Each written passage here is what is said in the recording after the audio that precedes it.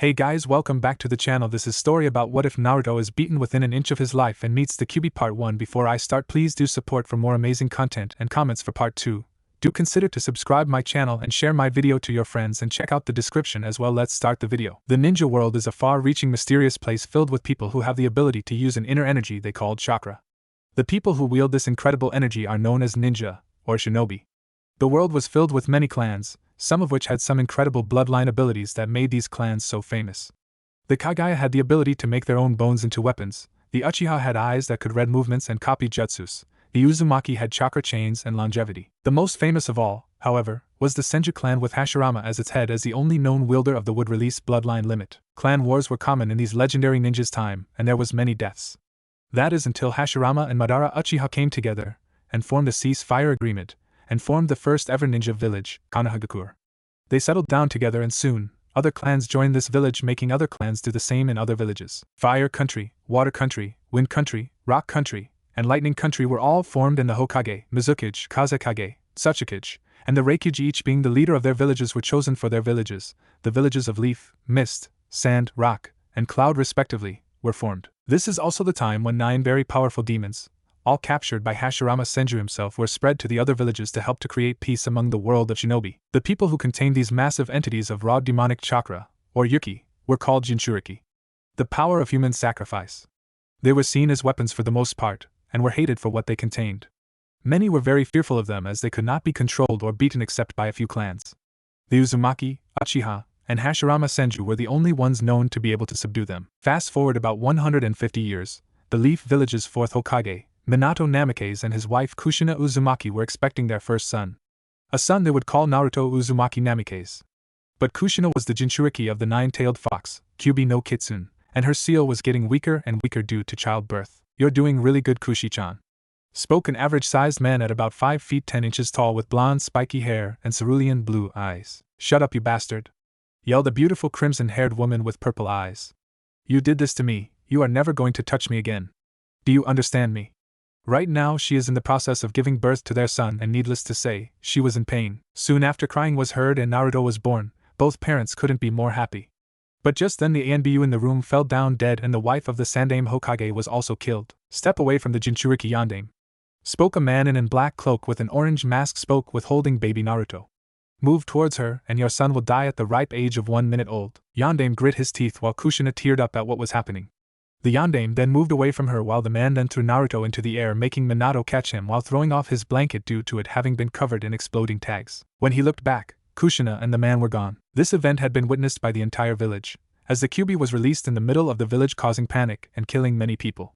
In the end, the demon was sealed within Naruto, and both the Yondaime, Minato Namikaze, and his wife Kushina Uzumaki were both killed. Naruto was only given the last name Uzumaki to save him from the possible assassins from IWA, as Minato had killed many of them during the last war. He was then put into the orphanage regardless of the fact that a few clans wanted to adopt him, these being the Hyuga, the Inuzuka, and even the Uchiha. Each one of the clan heads being good friends with the parents, and were the only ones to know of the boy's true heritage. This would be the very beginning of the story of Naruto Uzumaki, the Crimson Chain Wielder. It was a special time for the Hidden Leaf Village as it was the 7th anniversary of the defeat of Kyuubi. A festival is thrown every year that almost everyone attends and spends time with their family and friends while have some drinks at the local bars. This day also happens to be Naruto's birthday, and one of the only things he fears. Ever since he could remember, he was hated and starved in the village.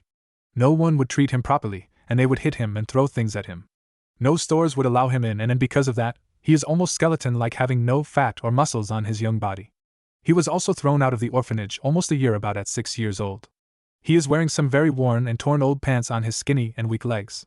He isn't really wearing a shirt at all. It looks like an old children's blanket that he had sewn together with some materials he found. Underneath his improvised shirt, you would see the countless cuts and scars that are all over his torso and arms. There is also a scar on his face that goes from the left side of his forehead down to right side of his cheek. He was lucky it didn't destroy his eyes though. There is another one on the left side of his lip that is straight down from the bottom of his nose to the middle area, from the bottom lip to the chin. He has golden blonde hair that is untamed and spiky, that is now filled with dirt. If it were clean, it would practically shine. He has beautiful blue eyes, deeper than any sea. You can get lost in them if you truly looked into them, feeling his pain and loneliness, but also an unbreakable spirit, and will to never give up and never run away. He also has 3 whisker-like birthmarks on each cheek. He always wants to do the right thing and wants people's respect. He wants to end his suffering and wants to be strong enough to get their respect and help them. He wants friends and love more than anything, and he will do whatever it takes. But for now, he is just focusing on surviving for another night, as he is running from a mob of angry villagers with pitchforks, torches, and various blunt and sharp weapons. "Get back here, demon!" screamed one of the lead villagers. "We will kill you and avenge the fourth," roared an angry female. "Why? I've been good and I've never harmed any of you," screamed the village's shunned hero. This is the second ever mob he had to deal with, the first being on his 6th birthday, the day he was also kicked out of the orphanage. He was even abused there too, as he didn't get enough food and he could never be allowed to have fun with the other kids. He was forced to sleep in a cellar on the cold and unforgiving ground. No blankets, no pillow, no warmth. He had cried himself to sleep many nights, desperately wanting warmth and someone to hold on to. He wasn't even taught how to read by the matrons, but the Sandaime Hokage had made some time for him, and he was taught by him, and was given some books to read. He was actually a very smart kid, and he was able to hide very well for his age, and he could learn quickly and easily. For the last couple months he had been making traps and cooking animals he catches with herbs that he had read about. His trap-making and patience were heightened, and he was becoming very skilled. He knew the village layout as good as he knew the back of his hand, but today was not his day, it seems. The path he wanted to take was blocked off, and there was no going back to the mob. Looking back, showing no fear for his chasers, he sees some Chunin in the mob, and he never breaks eye contact with them. He waits, and is soon attacked. The Chunin who Naruto had glared at came at him and started off the brutal beating with a chakra-powered punch to his head. Naruto was sent into the wall hard and was dazed and in pain, with blood coming down from his mouth and dripping off his chin. The other ninja in the group start to throw kunai knives at him, and they stick into his arms, chest, and legs, but not in lethal spots so they can prolong the torture. Naruto had grown used to this. They then grab him and hold him to the wall. "Hold him for a second, Nanisher. Let's stick him to the wall." The first Chunin says venomously to his friend. "Good plan, Hojito." The newly named Nanisher replies. "Let's see how this feels, you disgusting demon. I hope you rot in hell for killing my wife and son. But I didn't kill anyone. I want to protect you all and be a hero. Please believe me, I don't want to hurt anymore." Our hero replies shakily from the pain, but he refuses to cry. "Shut up!" The Jounin Hojito screams as he plunges a kunai deep into both of his shoulders and into the wall, effectively keeping him in place. He cries out in pain as he looks to the mob that is shouting some of the most cruel things anyone could think of while they being to beat him. Punches, kicks, bats, knives, hammers, and other weapons that the mob could get their hands on constantly hitting his small and weak body. With his incredible willpower, he is able to last much longer than any grown man would be able to, but eventually he loses consciousness. "Foolish humans," a voice growls out angrily, disgusted at the treatment of the boy. "How could they treat the boy like this? It's not his fault that the queen of the Bijus, was sealed into his stomach. I will help you out, young Naruto-kun," the voice thinks to herself. Naruto starts to stir after his torment, and finds himself floating on the surface of a 1-foot-deep sewer. Not knowing how he got there, he begins to look around in this dark and ominous room, wondering what happened and where he is. "Where am I? Did the villagers finish torturing me and then they decided to throw me into some type of sewer?" He spoke quietly. "I don't know why they treat me so badly and call me a demon. Why? I'm a good boy and haven't hurt any of them like they say, and I've never wanted to kill them or anything either, so why?" He asks again, and thinking that he is all alone, he starts to tear up a bit, and lets a few tears fall down his whiskered cheeks. "Don't cry, little one." A booming voice speaks out. It sounds rough, but there is some kindness in there that Naruto can pick up on. It sounded almost pained, and that seemed to calm him down as he sat quietly. "Come over here," the voice suddenly speaks out again without warning and scares Naruto, who can't see anything. "Who's there? Where are you?" he asks, slightly scarred as he starts to get into a sloppy defensive position, as he would never allow himself to just give up and die. The fox, seeing this, starts to frown, not wanting him to be defensive and hide himself from others who might want to be his friend. "I can't believe the villagers did this to him. He shouldn't be like this. He should be a happy little boy with lots of friends and people to love. It's truly a shame." She thinks sadly to herself, but then decides to speak to him. "Don't be scared, little one. I promise I won't hurt you. Just follow my voice and you will find me." Slightly reassured, Naruto starts to go to the last spot the voice was heard from, only to see giant metal bars that look like a cage. They look like they go on forever up into the darkness that covers the entire ceiling. On one of the bars in the middle there is what looks to be a piece of paper that has what looks to him a seal on it. But that is not what gets Naruto's attention. It is what is in the cage that got his undivided attention. Completely in dark, with the floor just as flooded as every other spot, sits a fox. Normally this would be no big deal, but this fox was different. With crimson fur, it has 9 matching tails, matching eyes, teeth so sharp they look like they could easily pierce through steel, and was as tall as the Hokage monument. He instantly paled to a perfect white, not knowing that the fox was never evil at all, while he manages to murmur out in the presence of the great crimson fox.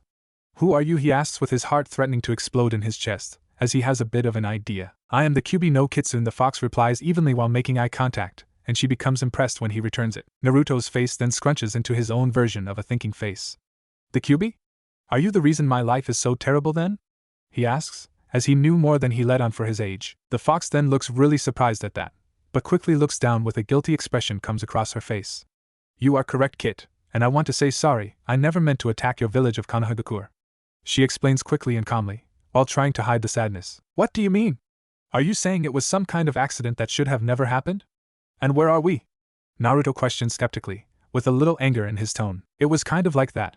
I was controlled into attacking the village. I never wanted to kill all those innocent people of Konoha. And this is your mindscape, I've been here ever since you were born. She says, quickly fighting tears of guilt for ruining the life of someone she has come to respect and admire. She has felt terrible having to watch the boy suffer for his whole life until now. She has seen the determined look in his eye, and she knew that he kept his kind spirit no matter what happened to him. She has become very interested in this little human as any other person would have snapped long ago. She has decided that she wants to help this boy that she has come to respect, and she knew of a way that she could help him. I see, but can you please explain more so I can fully understand that story? He asks. It is a long story, so I will give you the easiest version and the shortest version. She says. I was your mother's prisoner before yours. Her name was Kushina Uzumaki. I respected her, and we were on good terms with each other. On the day of your birth, the seal on her stomach was the weakest. This means that I could have gotten away easily, even if I never intended to. A man who I believed to be Madara Uchiha then came and kidnapped your mom and released me. After he did that, I looked into his eyes by mistake and his Sharingan took control of me. Madara then forced me to attack that village for his own selfish revenge. After a while, your father Minato Namikaze, the Yondaime Hokage, showed up and sealed me into you, his own son. At the mention of his mom and dad he had frozen, he had always thought of his parents, and whether or not they had just abandoned him or died for the village. He starts to cry for the one of the first times in his life, finally knowing a small amount of information of his parents. Is my mom gone then? He asks through his cries. The fox, letting a single tear slide down from her crimson eyes, replies, unfortunately she is Naruto-kun. She truly missed her previous host. Quickly composing herself, she continues, she would have wanted you to be happy, Naruto-kun. She loved you very much, and so did your father. I want to help you, and I have a way that I think you will enjoy. Kyuubi said to the boy, who now looked at her like she was Kami. I believe your bloodline has awakened, and in your body's time of weakness, I have strengthened it by a good amount. Bloodline? Are those the things that the weird white-eyed people have? He asked excitedly, which made the fox laugh a bit, and also made her respect him more that he could even laugh at this time. Very good, Naruto-kun, she replies. Then she suddenly figured out she had added the kun suffix to his name for the first time in her speech, and she blushed a bit in embarrassment, hoping that he wouldn't catch it. She looked and saw that he blushed a bit, and she winced a bit, as she had never called someone with the kun before, but she decided to move on. Anyway, it is like those people, the Hyuga, I believe. Yours is not a dojutsu though. It is more of a body-type bloodline called the chakra chains. Chakra chains, huh, sounds pretty awesome. He replies childishly. Can you tell me what exactly it does? He yells, doing his best to keep from jumping up and down or blushing at his chosen suffix for the fox. Blushing from the chan suffix and smiling at his playfulness, she explains, of course I can, Naruto-kun. I am the queen of the bijus after all. Okay to STA. Queen? Naruto interrupts and begins blushing more that he was called with a kun. You're a girl fox? I am. Would you like to see my human form? She asks playfully. Her grin widens when she sees his nodding. Okay, just 1 second, then she is suddenly covered in a dark red light and begins to shrink. In her spot is now a teenage girl about the age of 17. She has bright red hair, with a beautiful and flawless face. She has crimson eyes matching her fox form and tails and fox ears on the top of her head. She has a killer body, which he can tell by the almost see-through tight, crimson kimono. Our round high B cup, not too big, not too small. She has wide hips with a killer bubble butt. All in all, she is breathtaking to look at, and Naruto is blushing like crazy, trying to stop his already shaking knees from giving out on him. He just walks closer to the cage, lost in her beauty. I take it you like what you see, she says teasingly. Well, what are you talking about? He stutters out, trying but failing to hide his increasing blush. Thinking of ways to change the subject, he asks, weren't you saying something about my bloodline? You're no fun, Naruto-kun, and she purrs and grins, seeing his increasingly red face. But you're right, the chakra chain's bloodline is a very strong one.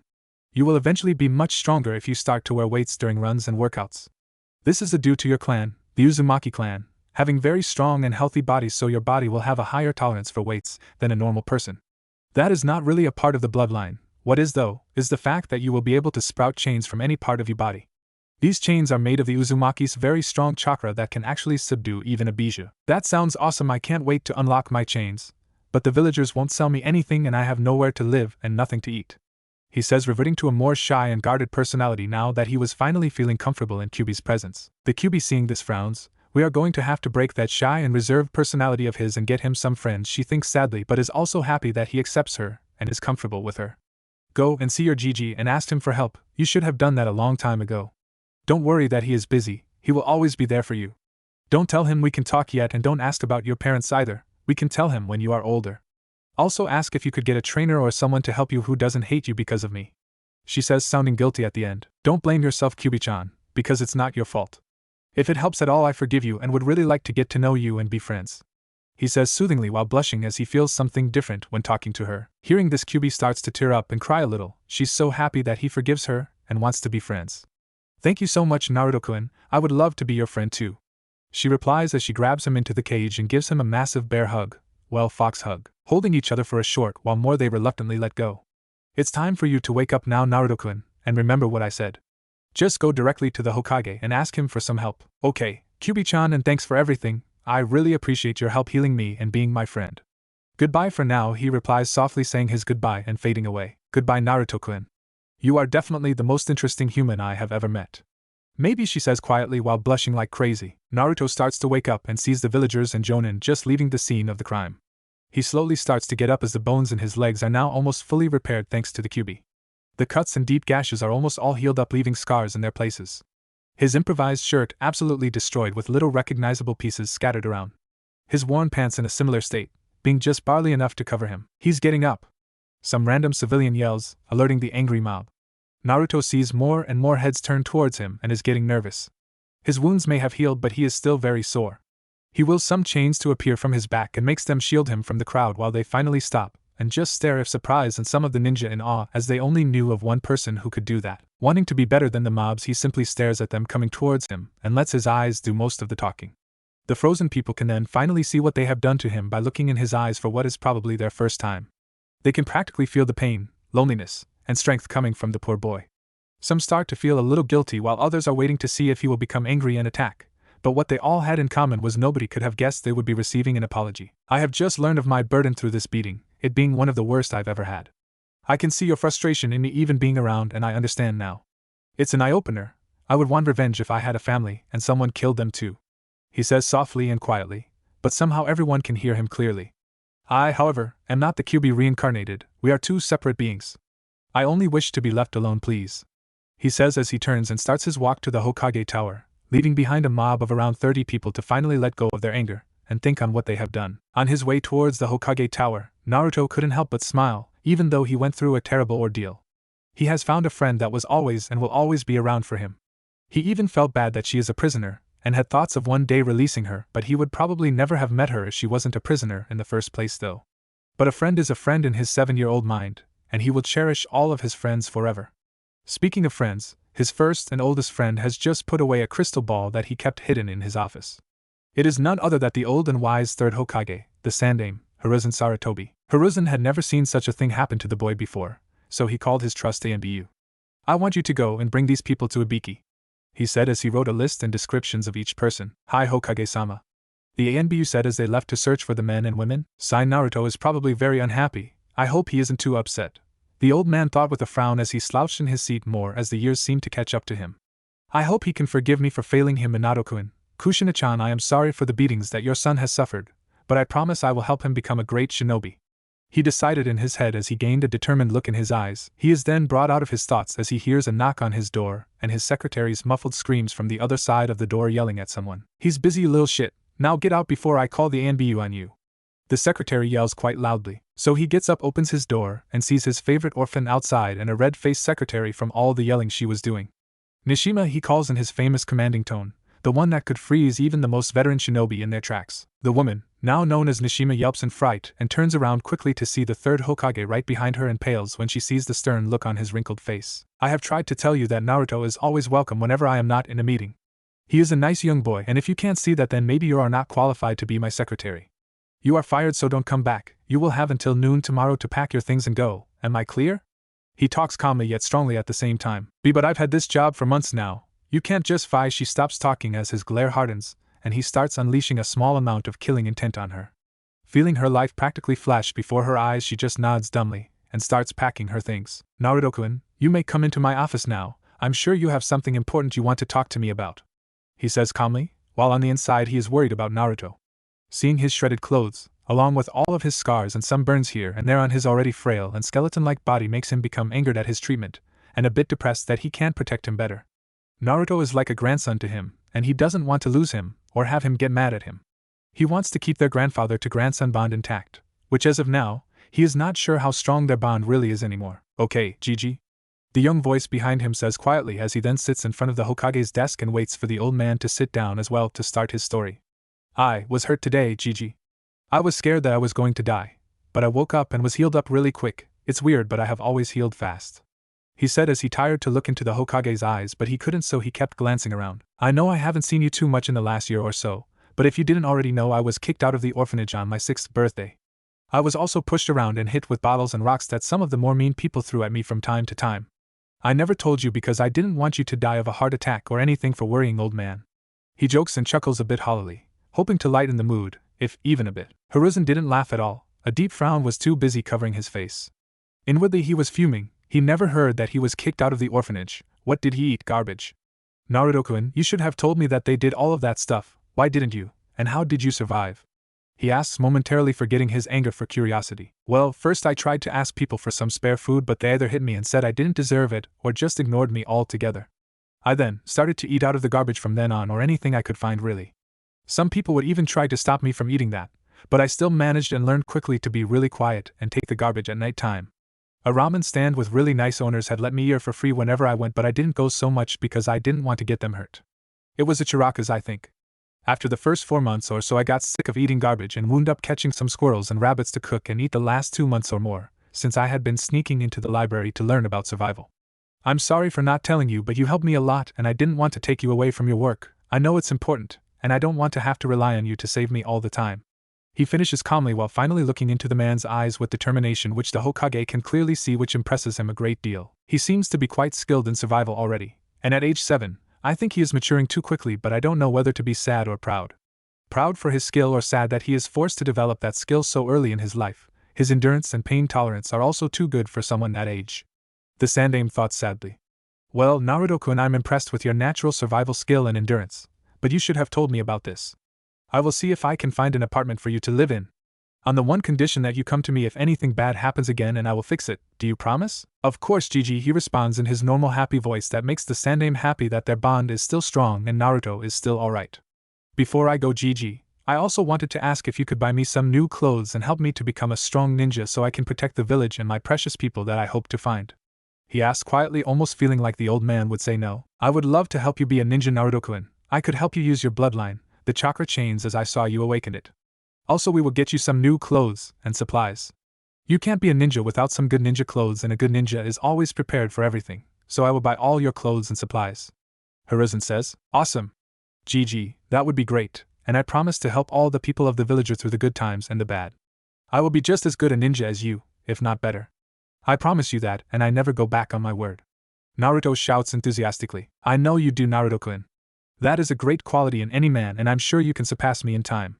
Now let's go get you those clothes, and then we can go get ramen, he says, seeing that his story has taken a good amount of time, and it is now around dinner time. He then grabs a nearby blanket to cover up the young blonde boy in his office. Alright, ramen, you're the best, Ji. Naruto shouts and starts jumping up and down in excitement. On their way to a nearby ninja clothing store, the Sandaime can see the angry glares cast at his young companion. Fools, not even being able to tell the difference between a young boy and a nine-tailed fox. While Naruto, however, is mildly surprised at seeing the glares. Well, that's not entirely it, he is surprised at the lessened amount of glares. He even saw some of the people who beat him earlier, which seemed to not have been picked up by the ANBU. Some of them looked at him with clear guilt in their eyes, and some even waved and smiled at him.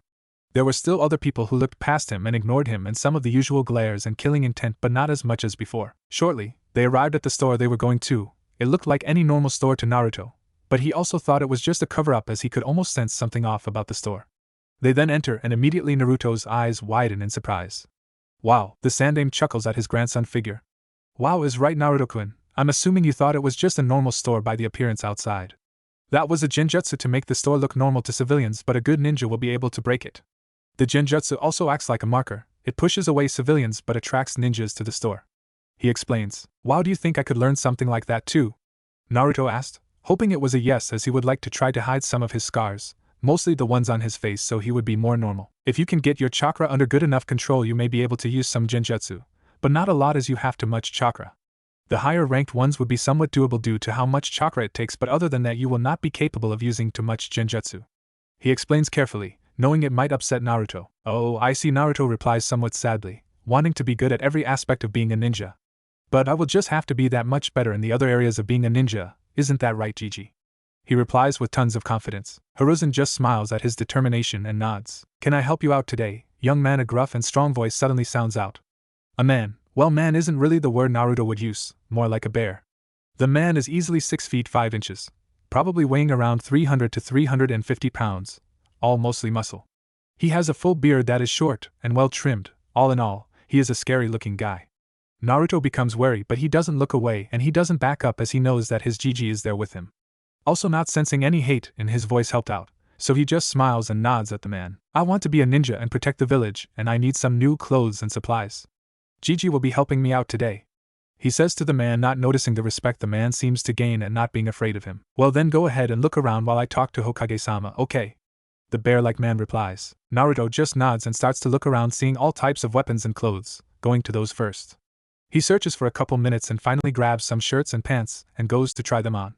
Shortly later, he comes out wearing all black A&BU style pants with a black shirt as well. He saw a cool trench coat there also, but when he tried it on it was much too long.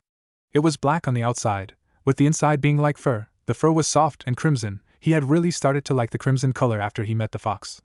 Thinking that it looked really nice, he was going to buy it so he could grow into it. He then moves to look at weapons, thinking since he can't really use genjutsu effectively he would get a sword or a different type of weapon, even knowing that his chains would prove to be quite deadly if he trained with them.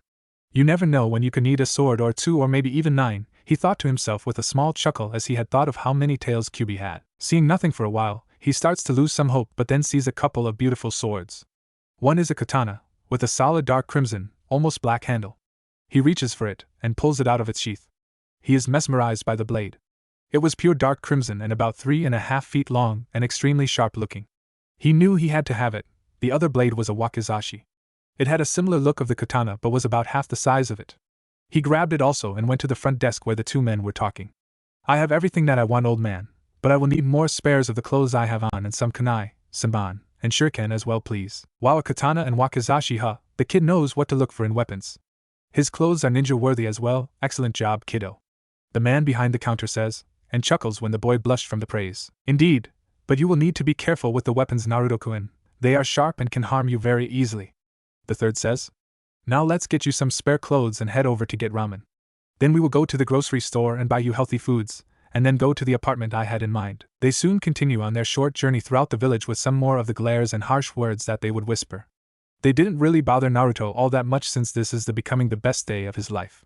He is getting ramen from Ichiraku's. That has always been his favorite place to go, ever since he went there for his first time. He also got new clothes that feel great. They are comfortable and sturdy, they would last him a long time. On top of all that, he got ninja supplies and a couple blades to practice with. He is brought out of his thoughts when he smells something godly, the smell of fresh ramen. He starts to run to the stand drooling. The sandame just chuckles at the boy's enthusiasm. Tochijiji, I'm back and starving to death over here. I hope you can make enough to fill me up. Naruto yells as he sits in his usual spot. Is that you, Naruto-kun? An old voice calls out. The voice belongs to a kind-looking old man around the age of the sandame, maybe a little younger. Naruto-kun. A newer and younger female voice calls out. That would be Ayam, Tochi's daughter. She is younger, being only a little older than Naruto. She has brown eyes and brown hair. She is very cute to any sane man, and she adores Naruto. She is currently wearing an apron, as she works in the ramen stand with her dad. I'm here again, Ayam-chan. Naruto calls out just as excited as she is. But instantly loses his breath as he is grabbed into a vice-like hug by Ayam. Where have you been all this time? She asks angrily. We've been worried sick about you. The last time you were here was months ago. She really worries about him, and has even come to like him quite a bit. She has been really close to him ever since they first met, and always felt the need to take care of him, which is something she really enjoys. Busy I guess, sorry Ayam-chan, he says sincerely. He hates it when she worries over him, but also knows that he couldn't live without it. He has always had a soft spot for her, and has a crush on her, but it's a bit weird as he sees Tochi as his own father. Well, it's just good to have you back, Naruto-kun. I'll get started on your usual order now. Tochi says and quickly gets to work on Naruto's average of 10 bowls, letting the two catch up as he knows that they like each other. The first of many is then placed in front of him, and he just stares for a while and drools over the godly smell of the ramen. Itadakimasu, he says, and devours the bowl in less than a minute. Shortly after the reunion, and everyone watching Naruto in an almost fascinated horror as he eats all 15 bowls. He and the old man say thank you and goodbye and head out of the stand. Not before promising Ayam that he will come again, of course, even just to visit. It is now getting a little dark out and Naruto is really tired and anxious to get to his new home. Soon the old man leads him into a slightly run-down apartment building. It's nothing special at all, but Naruto doesn't care. He has learned from early on that you should always treasure what you have. He enters through the door to room 120 and finds it to be an acceptable place to live. There is a kitchen with all the needed appliances, and a table for four with 4 chairs. The bedroom is small with a one-person bed, but is good enough because he probably won't spend too much time in there anyway.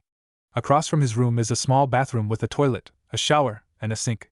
There is a cabinet above the sink for his toothpaste and other bathroom things. Thank you for everything today, Gigi. I really appreciate it. This is the perfect place for me to live in, Naruto says after they filled up the fridge with all the healthy food they bought.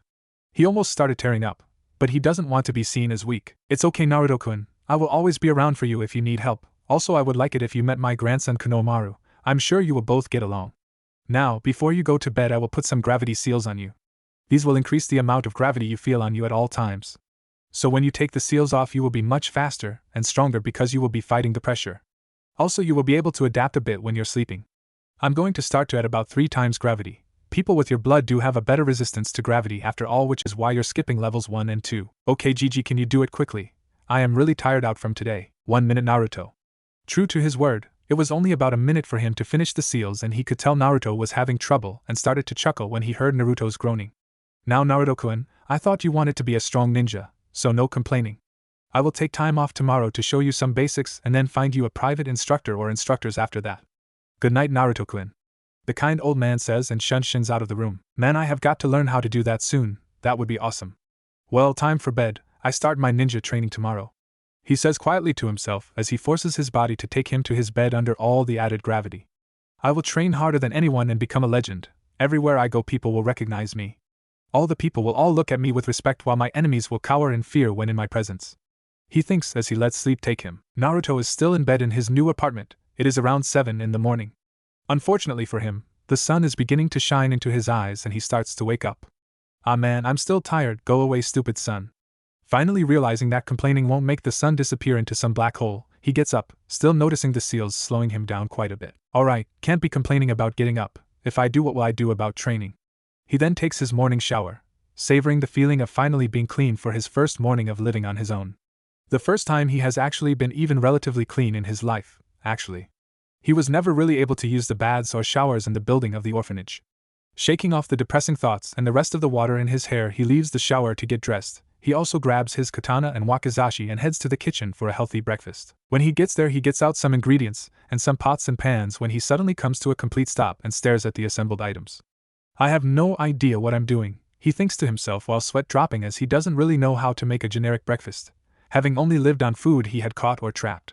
He then suddenly passes out and finds himself in the sewers of his own mind. Traveling the halls, dark and haunting halls like he has been there for his entire life, he stops in front of a very familiar cage. Hello, Naruto-kun, a heavenly voice calls out to him in a soothing tone, with a hint of something else. I may be able to help you, but first you have to help me. It's only a minor thing, so don't flip out or anything. Our favorite prisoner says calmly, Hey Kyuubi-chan, good morning to you too. He replies teasingly. What is this deal, and what would you like in return? Oh, how silly of me. Good morning, Naruto-kun, would you like a good morning kiss as well? The clever vixen in human form replies, making him blush. Score 1 for the Queen of Bijous, she thinks triumphantly, while he starts only to be blocked out by her melodious laughter. Haha, you should know better than to try and out-tease a vixen, Naruto-kun, she replies while almost going to the floor from laughing so hard. Anyway, getting back on track here, all I want is out of this dingy and dirty water. Not released, yet at least I just want you to change your mindscape into something suitable for a beautiful vixen like me to roam around in. I think I can do that, but how would you help me in the real world? Sounding a little irritated for being made blush. Well, after you change the mindscape to my liking, we can set up a mental communication. I can then teach you things from talking inside your head to you. Whenever you want to reply, just think it and allow me to hear it, and I will. If you don't want me to know what you're thinking, I will not have access to that certain thought. You have to want me to hear it for me to be able to. I can also keep you from my own personal thoughts as well, so it works both ways. I will also want your other senses as well, and like your thoughts, You can block me from seeing certain things too. She explains. Naruto shudders at the way she said things, having an idea of what she is talking about. He will make sure to remember that for whenever he finds himself in some horrifyingly awkward situation that is a 1 in a million chance of happening, but those types of things just so happen to him quite often. I think we have a deal, he says, putting that note into his brain as a reminder. Great, rip a small piece of the seal off, and then just think of a meadow, and include a lake big enough for my fox form to fit into, and still be touching the bottom of my feet. Also add a forest in the distance with trees tall enough to be half my size. A nice beach would also be nice for when I want to lay in the warm sand. Just picture those things and will it to happen, and it should, she says while mentally crossing off a checklist to see if she missed anything. I'll get right on it, Kyuubi-chan, he says. By the way, what's your real name? He asks, wondering if Kyuubi was some kind of title, while still concentrating on the changes that should be made. Keikyoshi, she replies with a small stutter of surprise, while blushing slightly. She has never given her real name to anyone. The only person she would really care about getting to know enough to tell them would be Naruto. Well, Kyuubi-chan, let's see what we can do about this sewage-infested dump. Not seeing the increasingly red face of his foxy prisoner. After a short time, the water at their feet begins to drain and soon grass seems to start growing. The entire room feeling is gone when sunshine starts to appear also. Kyoshi already loves the feeling of being free of her cage. The grass feels great against her bare feet, and she can also see the lake she requested filling in the background. Just beyond the lake is a plentiful forest filled with lush trees and bushes all around. Looking closely, she can see some wild foxes in the forest as well. All in all, she couldn't have received a better place to be. This is absolutely perfect, Naruto-kun. I love it! She exclaims and glomps him. It almost looks like she is trying to squeeze the life out of him. Him turning blue could be one of the signs of that. Realizing what she is doing, she lets go and helps him up to get the blood flowing again. Sorry, I was happy and I didn't mean to crush you or anything, she says, quickly trying to hide her blush of embarrassment. That's okay, I get it. Anyway, I have to go make a normal breakfast, and I need your help, if you could please, he asked happily, seeing that she is really happy. Of course, just think about leaving this place and you will, and remember to think of what you want to say to me and I will hear it. Right, goodbye for now, Kyoshi-chan. Goodbye, Naruto-kun, feel free to visit anytime, she said, already missing him a bit as she had been all alone for quite some time and she likes to interact and talk to others. Naruto then opens his eyes and sees the ceiling. You know, Kyoshi-chan, next time you want to drag me into my mind, try to warn me first, he thinks as his first test. Haha, but that's no fun at all, Naruto-kun, she thinks back teasingly while smiling a mischievous and foxy smile. Wow, it works. That's cool, he thinks back with a bit of awe in his tone. Are you doubting my skills, Naruto-kun? I would hate to think that you are, she responds in her sweetest voice, freezing him in his tracks as his instincts are screaming at him. WHWH what? No, I would never doubt your skills. How could I? You're the queen of the Bijus and the strongest of them all, heh. He finishes with his nervous laugh, hoping that his answer was good enough to the queen. Good, now let's get started. Soon after, Naruto is heading to the Hokage Tower, with a very slow walk, as he is still trying to get used to the gravity seals that were applied to him. Eventually he makes it there and finds a more neutral secretary at the same desk. He passes a lot to enter the Sandame's office. She is young, about the same age as the other woman, and she is also fairly good looking as well. Excuse me, miss, I think that Gigi is expecting me. Can I go in now? He asks politely, trying to find out how this person might feel about him. She looks at him for a couple seconds to see if she recognizes him, and she does, but she simply smiles and nods at him. She normally would have been a little more rude after her aunt had died in the Kyuubi attack. That was before though, before a friend of hers told her what she and the mob did and how Naruto reacted to it, and she has decided to let it go and move on. Thank you is all he says, along with his trademark smile on his face that actually makes the poor woman's heart stop. She thinks he is really cute with that smile, but at the same time feels guilty at how he was treated so badly. She also smiles at how strong a boy he is for keeping his sanity, and she begins to respect him a lot. Why, hello there, Naruto-kun. I'm surprised to see you here this early. It's only like 8:45 a.m. I guess you were really serious about your training. That's always a good thing, he says approvingly. Now, before we begin, there are some things you should know. I will not baby you in your training at all. Actually, I'm going to make it harder on you. The academy starts in about 1 year and I want you to have a strong grasp on your bloodline when you get there, he says, dead serious to the young 7-year-old. Naruto could only gulp and nod dumbly. On top of that, I have found you a couple of different instructors for the different aspects of being a ninja. Don't worry though, they will not glare at you and they will treat you fairly. I have also told them not to go easy on you though, but I'm sure you can handle it. You will meet them at a later time, most likely tomorrow. Now let me grab some scrolls from my filing cabinet, and we can go. As they leave the office, Naruto can hardly control his excitement. He is much more jittery than normal even while struggling to move properly, while the old man next to him smiles at his enthusiasm. The old man's grin grows when he thinks about all the torture Naruto will be going through in the next year before the academy starts. As soon as they reach the training ground they were moving towards, he begins to explain some things to the young blonde. Alright Naruto, these scrolls contain some katas for taijutsu and another contains some kenjutsu. I want you to have them. There are some other scrolls for the basic academy ninjutsu that you will need to know to graduate. I also have prepared a scroll of a couple different chakra control exercises and some basic fuinjutsu. The control exercises will make it easier for you to use ninjutsu and genjutsu. Fuinjutsu, although rare around here, is extremely useful and you can do almost anything with it. It is also very effective, and I have a hunch you will be a natural at it. He says while avoiding telling him that he is part of the Uzumaki clan before he thinks he is ready, not knowing that Naruto already knows everything. Naruto, fuinjutsu will help you a lot in the future just like he said. But what he isn't telling you is that your clan, the Uzumaki clan, were the best fuinjutsu users to ever live. Kyoshi thought to him without Sarutobi being able to tell. Naruto doesn't outwardly show that he is surprised, but he does get excited at learning the things his clan excelled at. Awesome Gigi, thanks a lot for the help. I will master all of this stuff easily before I enter the academy, and I will pass at the top of my class. He shouts determinedly. Now Naruto-kun, I actually think it would be best if you held back a bit in school. I'm not saying be the worst student in the class, maybe be in the middle. Deception is a ninja's best weapon. And mastering what's in those scrolls isn't the only thing you need to do, you know. You have to keep your body healthy and strong. You will do grueling physical exercise every day and keep increasing your gravity seals like I showed you each time you get used to them. Don't worry so much, I will work out physically and also master those jutsu and katos as well, no problem old man. I will also advance at that fuinjutsu stuff because it sounds so cool. Naruto replies confidently. That's good that he is interested in fuinjutsu, it's in his blood after all. He thinks with a knowing smile which turns into a sadistic smirk. Alright then tough guy, do 25 push-ups, sit-ups, crunches, jumping jacks, and then run 3 laps around this training field with only a 1-minute break in between each of them.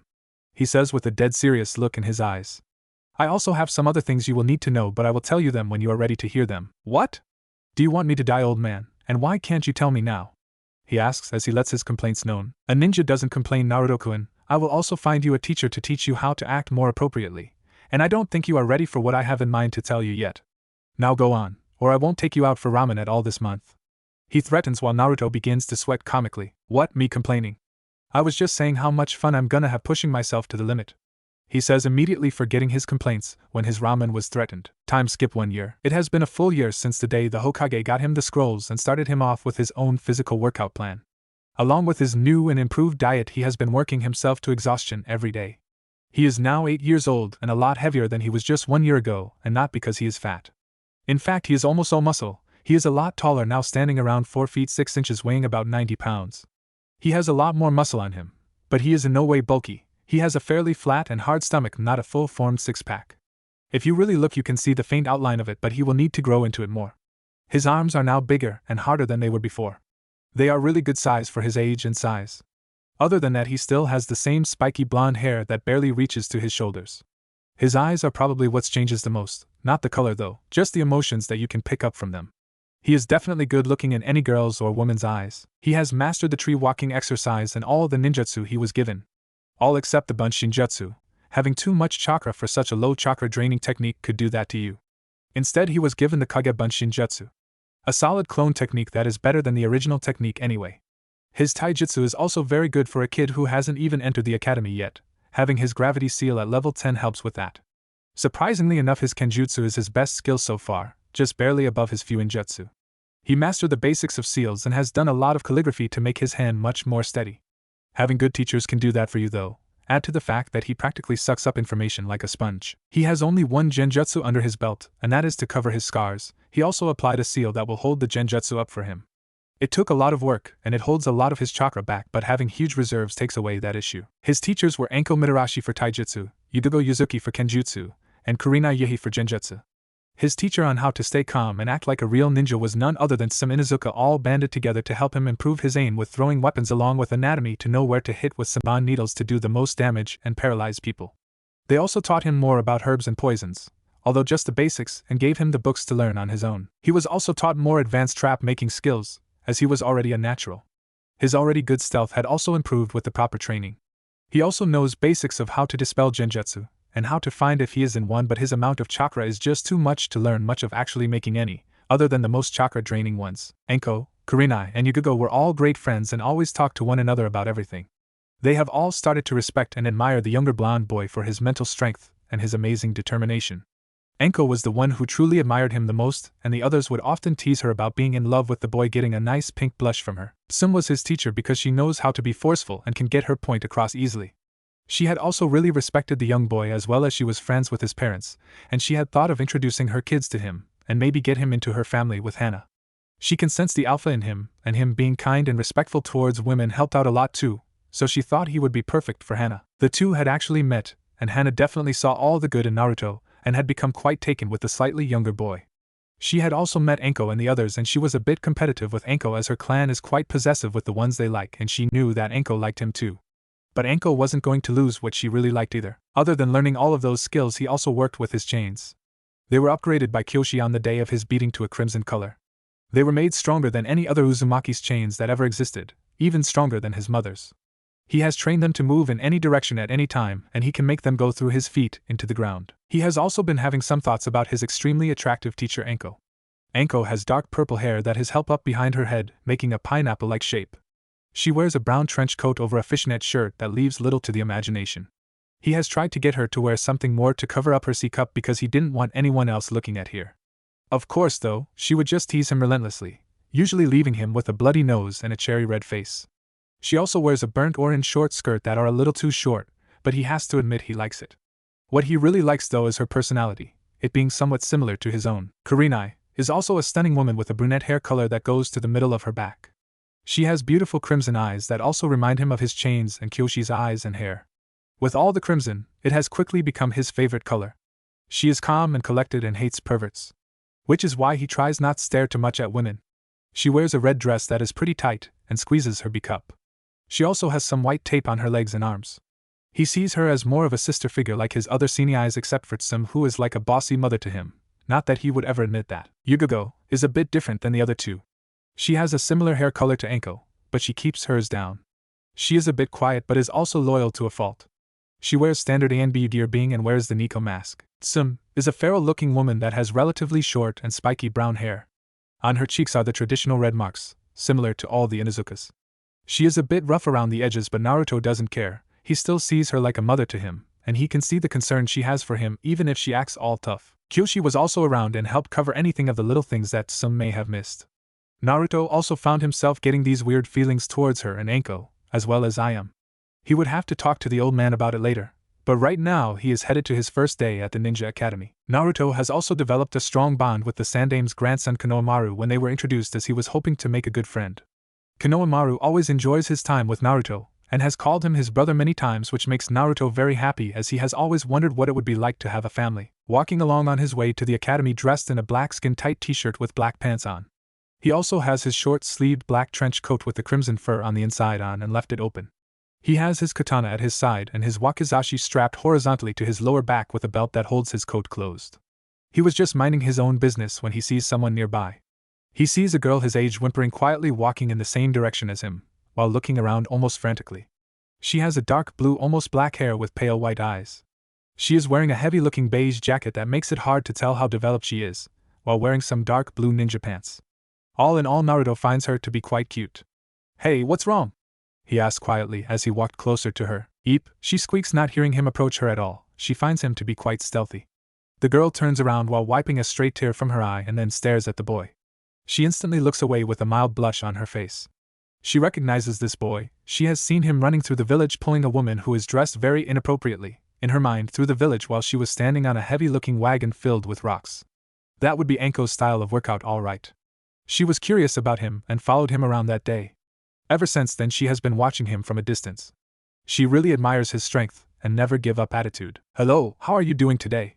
she asked quietly and shyly. If Naruto didn't have enhanced senses he would not have heard it at all. "I'm doing good. What about you, and why are you looking all over the place?" he replies back soothingly, trying to calm the nice girl down. "I was going to the Ninja Academy for my first day, but I'm scared. What if I'm not good enough? If I don't do good, their father will be very angry with me, and I won't have any friends." The girl replies sadly, thinking this handsome boy would be the same as she was thinking. "Is that all?" he replies, smiling his fox-like smile, making her heart turn to mush. "I'm on my way there too, and I can help you out. No problem. I think that you'll be a great ninja if you work really hard at it. My name is Naruto, by the way, Naruto Uzumaki. It's nice to meet you," he says politely while trailing off, hoping for her to tell him her name. "My name is Hinata Hyuga, heiress of the Hyuga clan." She responds meekly as she remembered her father telling her that it is okay if she associates with this boy, but she never knew why he would allow it, not that she would complain. Hyuga, huh? I think I've heard that name somewhere before. You guys have the Byakugan Dojutsu, right?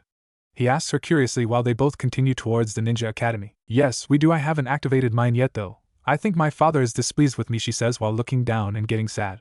What will Naruto-kun think of me if I can't even activate my bloodline? He must think I'm really weak and pathetic, just like Niji. No need to worry, Hinata-chan. I'm sure you will get a strong Byakugan soon enough. You just need to work hard and build up your confidence. I'm sure you will be a great kunoichi someday. He says with a smile that takes her breath away. Thank you, Naruto-kun, she says after a couple minutes of processing what he just said to her. He believes in me, and thinks I'm going to be strong. I can't let him down, I have to be strong, and then maybe he will like me as much as I like him, she thought with the reddest face you could possibly imagine. She had always wished to be like this boy and has come to truly love every little thing about him in the time she spent observing him. They soon make it to the academy to see a bunch of students entering the building all at once, crowding the place. Naruto and Hinata make their way into the doors and head to their class, both secretly wanting to be in the same class.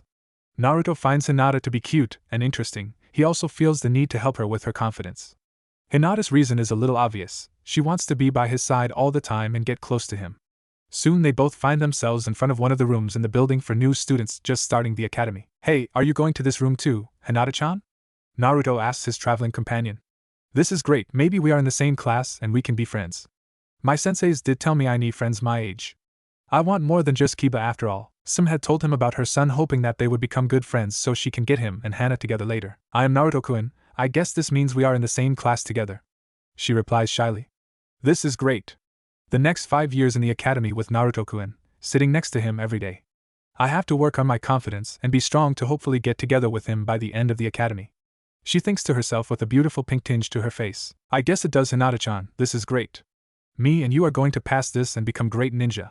I'm sure of it, he says full of confidence, making Hinata a little jealous that she is not that confident, but she still respects him for it. They then enter the room together with Naruto opening the door for Hinata, getting a smile from her, and they both look at all the ninja hopefuls. Only about half the class stands out to them. There is a boy with a little white dog on his head sitting with his head on the desk. He seems to have similar red marks on his cheeks that Sim and the other Inuzukas have. There's Kiba, Naruto thinks. He is wearing a gray hooded jacket with black fur in the hood. The jacket is zipped up all the way, almost hiding the fishnet shirt under it completely. There is a boy sitting next to him with his hair up in a pineapple-like shape similar to Anko's. His hair is black though. He wears an open light gray jacket with a tight fishnet shirt under it. He seems to be sleeping on his desk next to Kiba. He learned from the old man his name was Shikamaru Nara.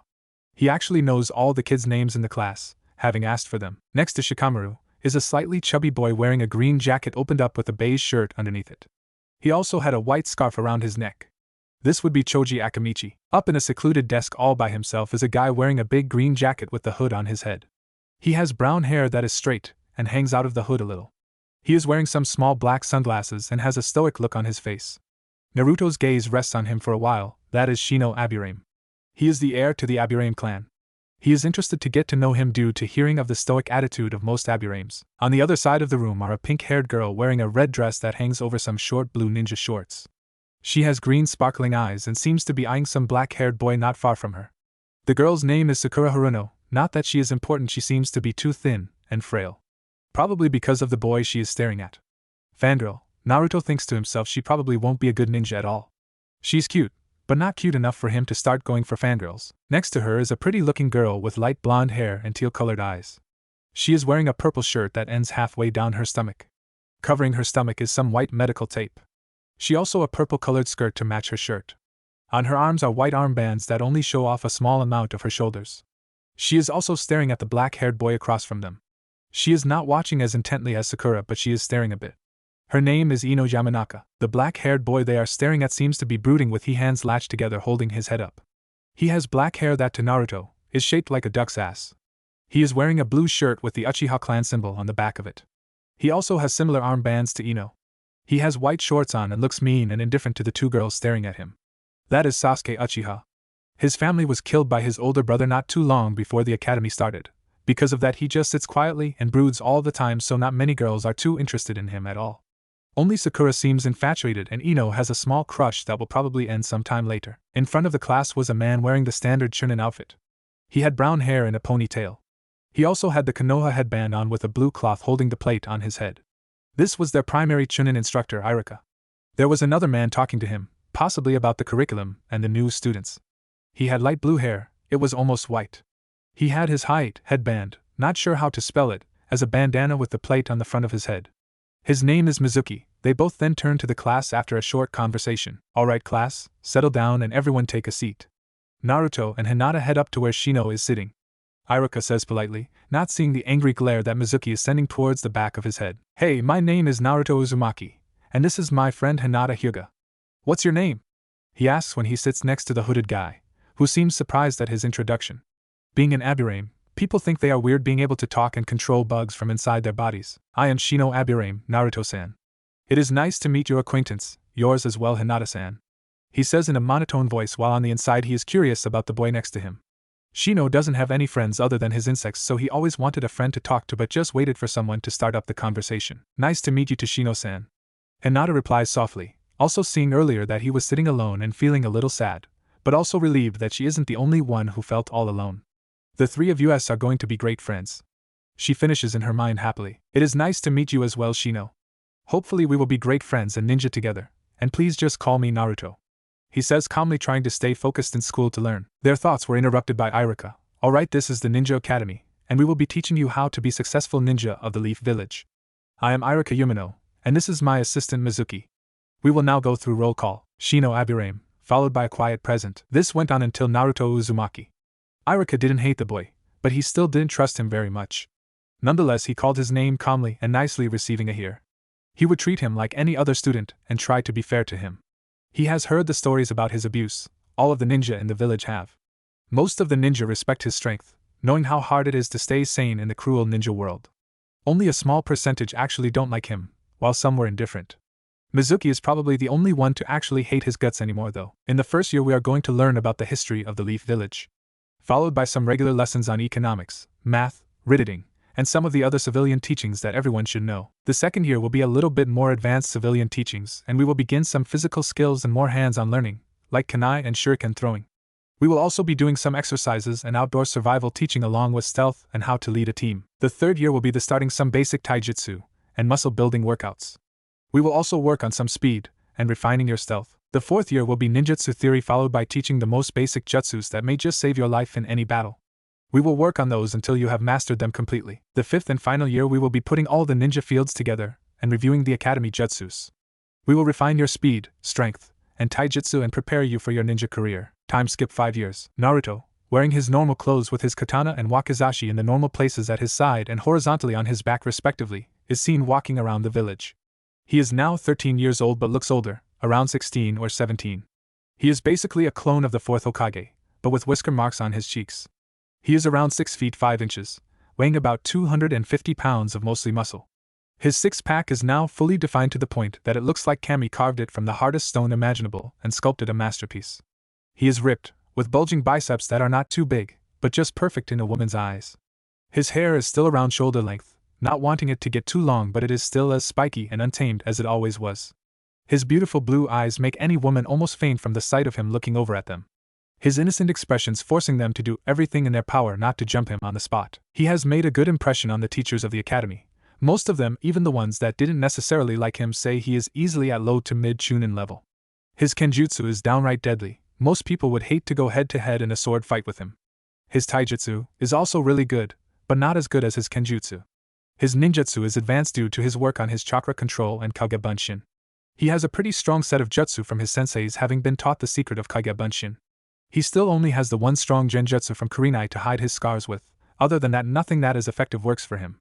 He has also become quite adept in Fuinjutsu as well. He is not a master by any means, but he can tell a lot of different seals out from others and eventually break them down and learn how they work.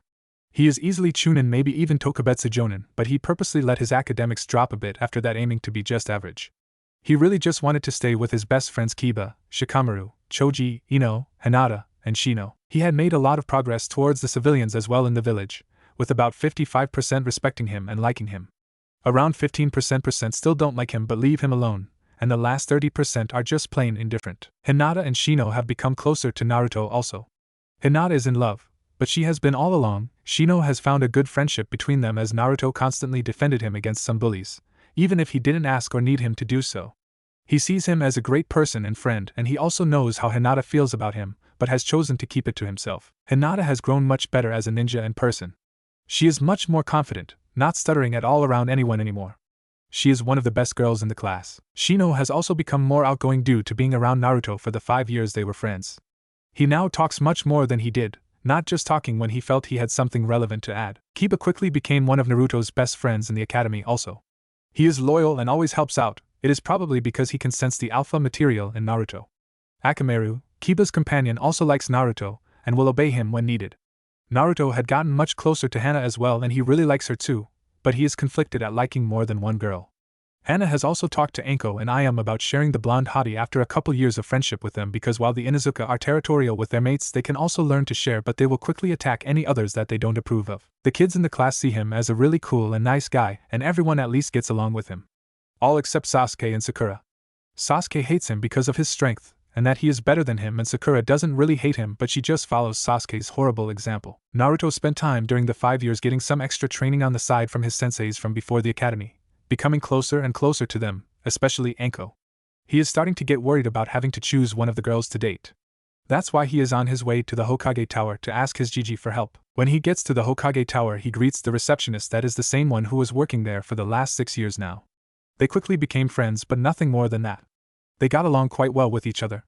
Then he sees the old man behind the desk grumbling something about paperwork and how it is the bane of his existence. "Hey Gigi, I came to ask you for some help." "Oh, and what do you need help with, Naruto-kun?"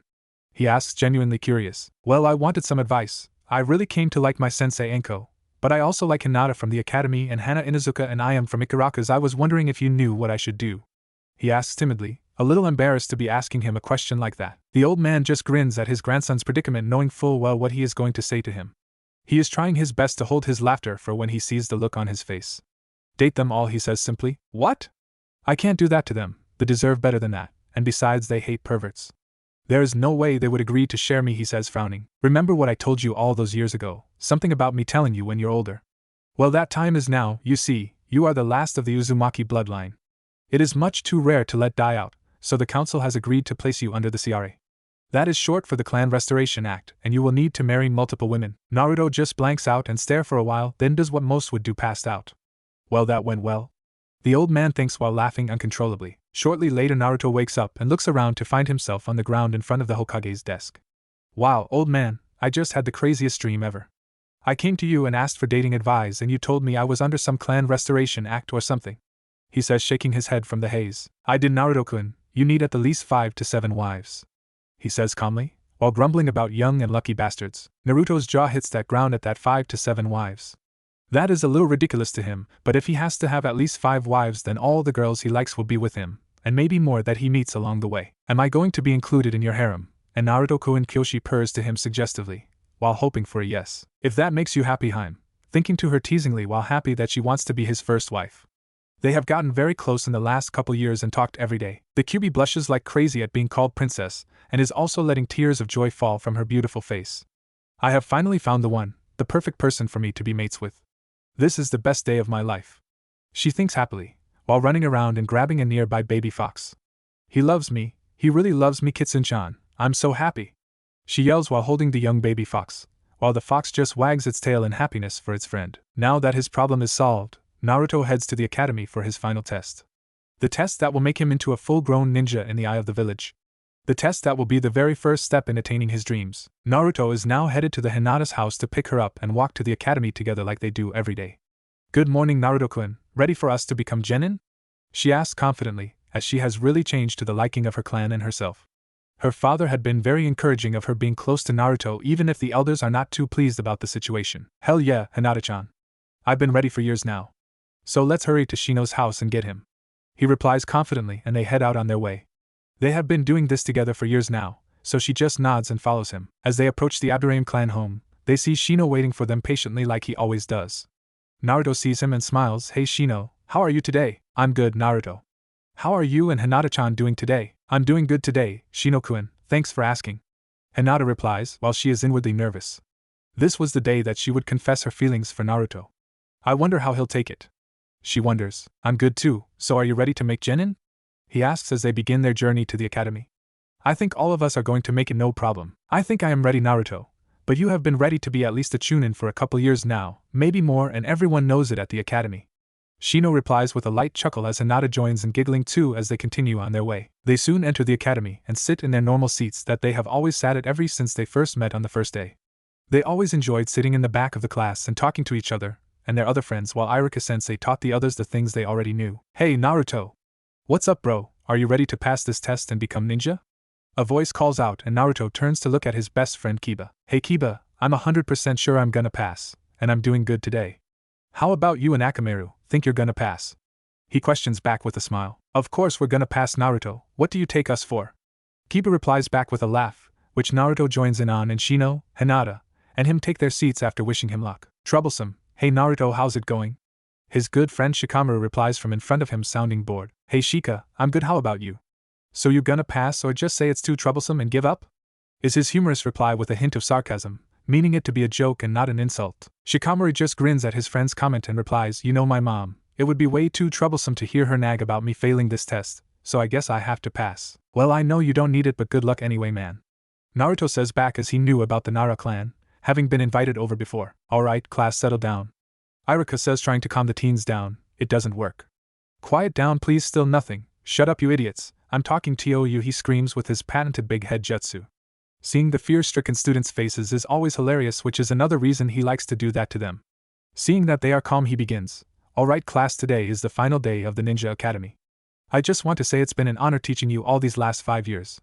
When I call your name you will follow me into the dojo for target practice, and then the academy jutsu. Shino Abirame, he gets up and starts to walk up but feels someone grab his arm and turns around. Good luck Shino, Naruto says, and Shino just nods in understanding with a quick thank you to his friend. Shortly, later he comes up with a smile on his normally stoic face and goes to Naruto and gets congratulated. This goes on for a while, with Naruto giving Hinata a kiss on the cheek, and she also passed the test. Naruto Uzumaki, he then stands up but feels an arm grab him. Hinata was hanging on his arm and she kisses him on the cheek. He blushes a bit but can stand up to it more with all the teasing he gets from Enko, Kyoshi, Iam, and Hana. Good luck Naruto-kun, she says with a beautiful pink tint to her face and a smile. Don't worry so much you, I'll pass no problem, then we'll all go out to dinner, my treat. He replies as he is walking away. Naruto enters the dojo to see Iruka smiling at him, and he smiles back. He then notices Mizuki glaring at him from behind Iruka and mentally frowns. He has always treated him a bit unfairly from the Chunin. Alright, you have 10 kunai and 10 shuriken each, you have to hit the targets from 30 meters away. 10 points for every bullseye, 7 for other miscellaneous kill shots. You need at least 70 points to pass on each, not like that's a problem though, you always do way better than that. Iruka finishes smiling. Good luck. Naruto heads to the line, and slows his breathing. He feels the weight of the kunais in his hands and pictures where he wants to hit the targets. After a short while he lets them all fly at the same time. All 10 kunais sailing through the air at a good speed and great balance. They each impact the target, and Naruto just turns around for the shuriken to see the faces of his instructors. Both of their jaws are now touching the ground. He just got a perfect score, each one of the kunai hitting at the middle circle of the target. 100 points, huh? That's my best yet. Awesome. Naruto nods happily. You just got 100 points, how is that possible? 70, I could see, but 100, that's highly advanced, especially for throwing them all at the same time. Iruka states in disbelief. Mizuki just looks pissed off. Damn demon, I need him to get the forbidden scroll of sealing. How can I convince him if he doesn't fail? He keeps to himself. Well, I'll record that for the record books. Here are the 10 shuriken now. Throw them whenever you are ready. Iruka says proudly. Alright, Naruto says as he takes the shuriken and heads back to the same line he was at before. Concentrating once again, he looks to the targets with all the shuriken in his hands. Soon, he lets them fly, and like the kunai he gets perfect scores. The teachers are now gaping. It wasn't luck like they thought after all, he is really that good. Congratulations Naruto, but you're not done yet, you have to do the henge, kawarimi, and the bunshin jutsus. Iruka stated proudly. Alright, easy. He replies as he henges into Mizuki, and replaces himself with the desk both of them were sitting behind. Can I do a different bunshin though? I have too much chakra to perform the regular one. He asks with his voice filled with hope. I suppose that's okay Naruto, any type you know will do. Iruka replies kindly, while Mizuki is fuming inwardly. He would have to find someone else to get the scroll. Sweet, then here goes Kage bunshin. Naruto says as 15 solid clones appear in the room in perfect rows of 5 with 3 in each row. Kage bunshins, how on earth did you learn that jutsu? That's a jonin level bunshin. Who taught that to you? Mizuki questions, barely hiding the venom in his voice. Naruto and Iruka can sense a little of the hostility and frown. Enko taught it to me when I couldn't perform the regular bunshin and I just asked her for help. The Hokage said that it would be alright if I learned it too. He replies calmly, not letting the man's words get him down. Well, either way you passed, Naruto. Congratulations. Iruka replies happily and hands him a high 8. Naruto accepts it and switches the regular blue cloth for a crimson one and puts it on his head and spins it so the plate is on the left side of his head instead of on his forehead. Naruto then enters the regular classroom with his best smile, making most of the girls blush from his good looks. He actually had many fangirls in the village instead of Sasuke because of how he acts all the time. He takes his seat in between his two best friends, and they congratulate him on a job well done. Hey Naruto, how many points did you get on the target practice test? Hinata whispers while Shino listens in, as they were both wondering how good he did on the test. I got 200 points. He whispers back like it's no big deal and grins both of their shocked faces. Team placements will be next week in the same spot around 8:30 a.m., so don't miss them for anything. Iruka states as the new genin leave the school as he watched them all leave while smiling happily. With the day at the academy done, Hinata, Shino, and Naruto head over to his favorite spot, Ikaraka's. Hey Ayam-chan, can the new ninja of the leaf get some service over here? Naruto asks playfully as he sits down. Ayam then looks at him and smiles while walking to the other side of the counter and hugging him tightly. This didn't seem to sit well with Hinata as she glared at her for a bit before letting it go, as she just hoped it was a brother and sister type bond. Ayam saw this and was a bit worried as she, Hana, and Enko were going to try and share him, but she was just a normal ramen girl and not a ninja. She felt like she would lose him to the others and didn't really want any more girls in their group. Congratulations Naruto-kun, you too Hinata-chan and Shino-kun, she said, shaking off her mountain of mixed feelings. Thanks, they all reply together while Naruto gives her a tight hug, making her blush a bit as she sees him blush too, giving her a lot of hope. Ayam then gets to work on their usual orders. Seeing them eat there often made her remember them by heart. So, do you two know of anybody who didn't pass the test of our grade? Naruto asks. He had heard about the fangirls all failing. Well, most of your fangirls failed along with Sakura Haruno. Shino replies while somewhat happy that they will have less fangirls to deal with. Yeah, that's all I heard too. Hinata adds in, yeah, that's about all I heard too. Maybe if they would have trained harder they could have passed with us, but there's always next time. Shortly after they get their food and start to eat while talking about everyday things. Suddenly Kiba with Akamaru, Choji, and Shikamaru all run into the stand wearing their new headbands in a hurry. Hey Naruto, you know that one girl, Sakura Haruno, right? She stole the forbidden scroll of sealing and the Hokage is ordering all ninja available to find her. Kiba says quickly while also trying to catch his breath. Well, catch your breath for a while, me, Shino, and Hinata will head out to search for her. I'll give you guys 5 minutes to catch your breath and then go the opposite way that we go. Stick together and don't try to scare her off too much, alright? Hinata, Shino, time to go. Naruto states in a serious voice, the voice of a true leader. All of his friends obey him without question and the group of 3, 2 boys and a girl head out, followed 5 minutes later by another group of 3, this one all guys. Alright you two, Hinata-chan, I need you to activate your Byakugan and search all around for Sakura. Shino, I need you to send your bugs out in all the directions we aren't currently going towards. I will also send out Kage-bunshins to search as well, understand? He says calmly while his 2 teammates just follow his orders with no hesitation. Something about the blonde just made you want to help him in any way you could. Hi, they both respond and get to their tasks. I will alert you if my bugs find anything, Shino says calmly. After spending around 15 minutes, Shino's bugs finally spot Sakura. Naruto, Sakura is about a mile to our east looking through the forbidden scroll. He says calmly. Alright, good job Shino, can you see her Hinata-chan? Naruto asks. Hi, but that's not all, it seems like Mizuki and Iruka-sensei are on their way towards her also. I estimate that Iruka will be there in 1 minute and Mizuki in 2. She says quickly while trying to catch her breath. Alright, we should be there in about 4.5 or 5 minutes if we hurry. Start channeling more chakra to your legs and let's go. However, he sees they are tired. Never mind you two, you should rest up and I'll go on ahead alone. What, but we want to help you, we aren't too tired. Hinata says, trying to convince him to stay. He's right Hinata-chan, we won't make it in time. With his stamina he will make it, plus there are 2 senseis there to help. He will be fine. Shino says, acting as the voice of reason even if he wants to go too. Seeing his point, she reluctantly agrees. Alright, you go ahead and we'll catch up later. The 2 friends then sit down and watch him disappear into the night. Be safe please Naruto-kun, Hinata thinks. Naruto soon makes it to see Mizuki up in a tree and Iruka against an old shack with kunai surrounding him, and one deep into his left leg. Sakura, don't give him the scroll, he is trying to trick you to take it.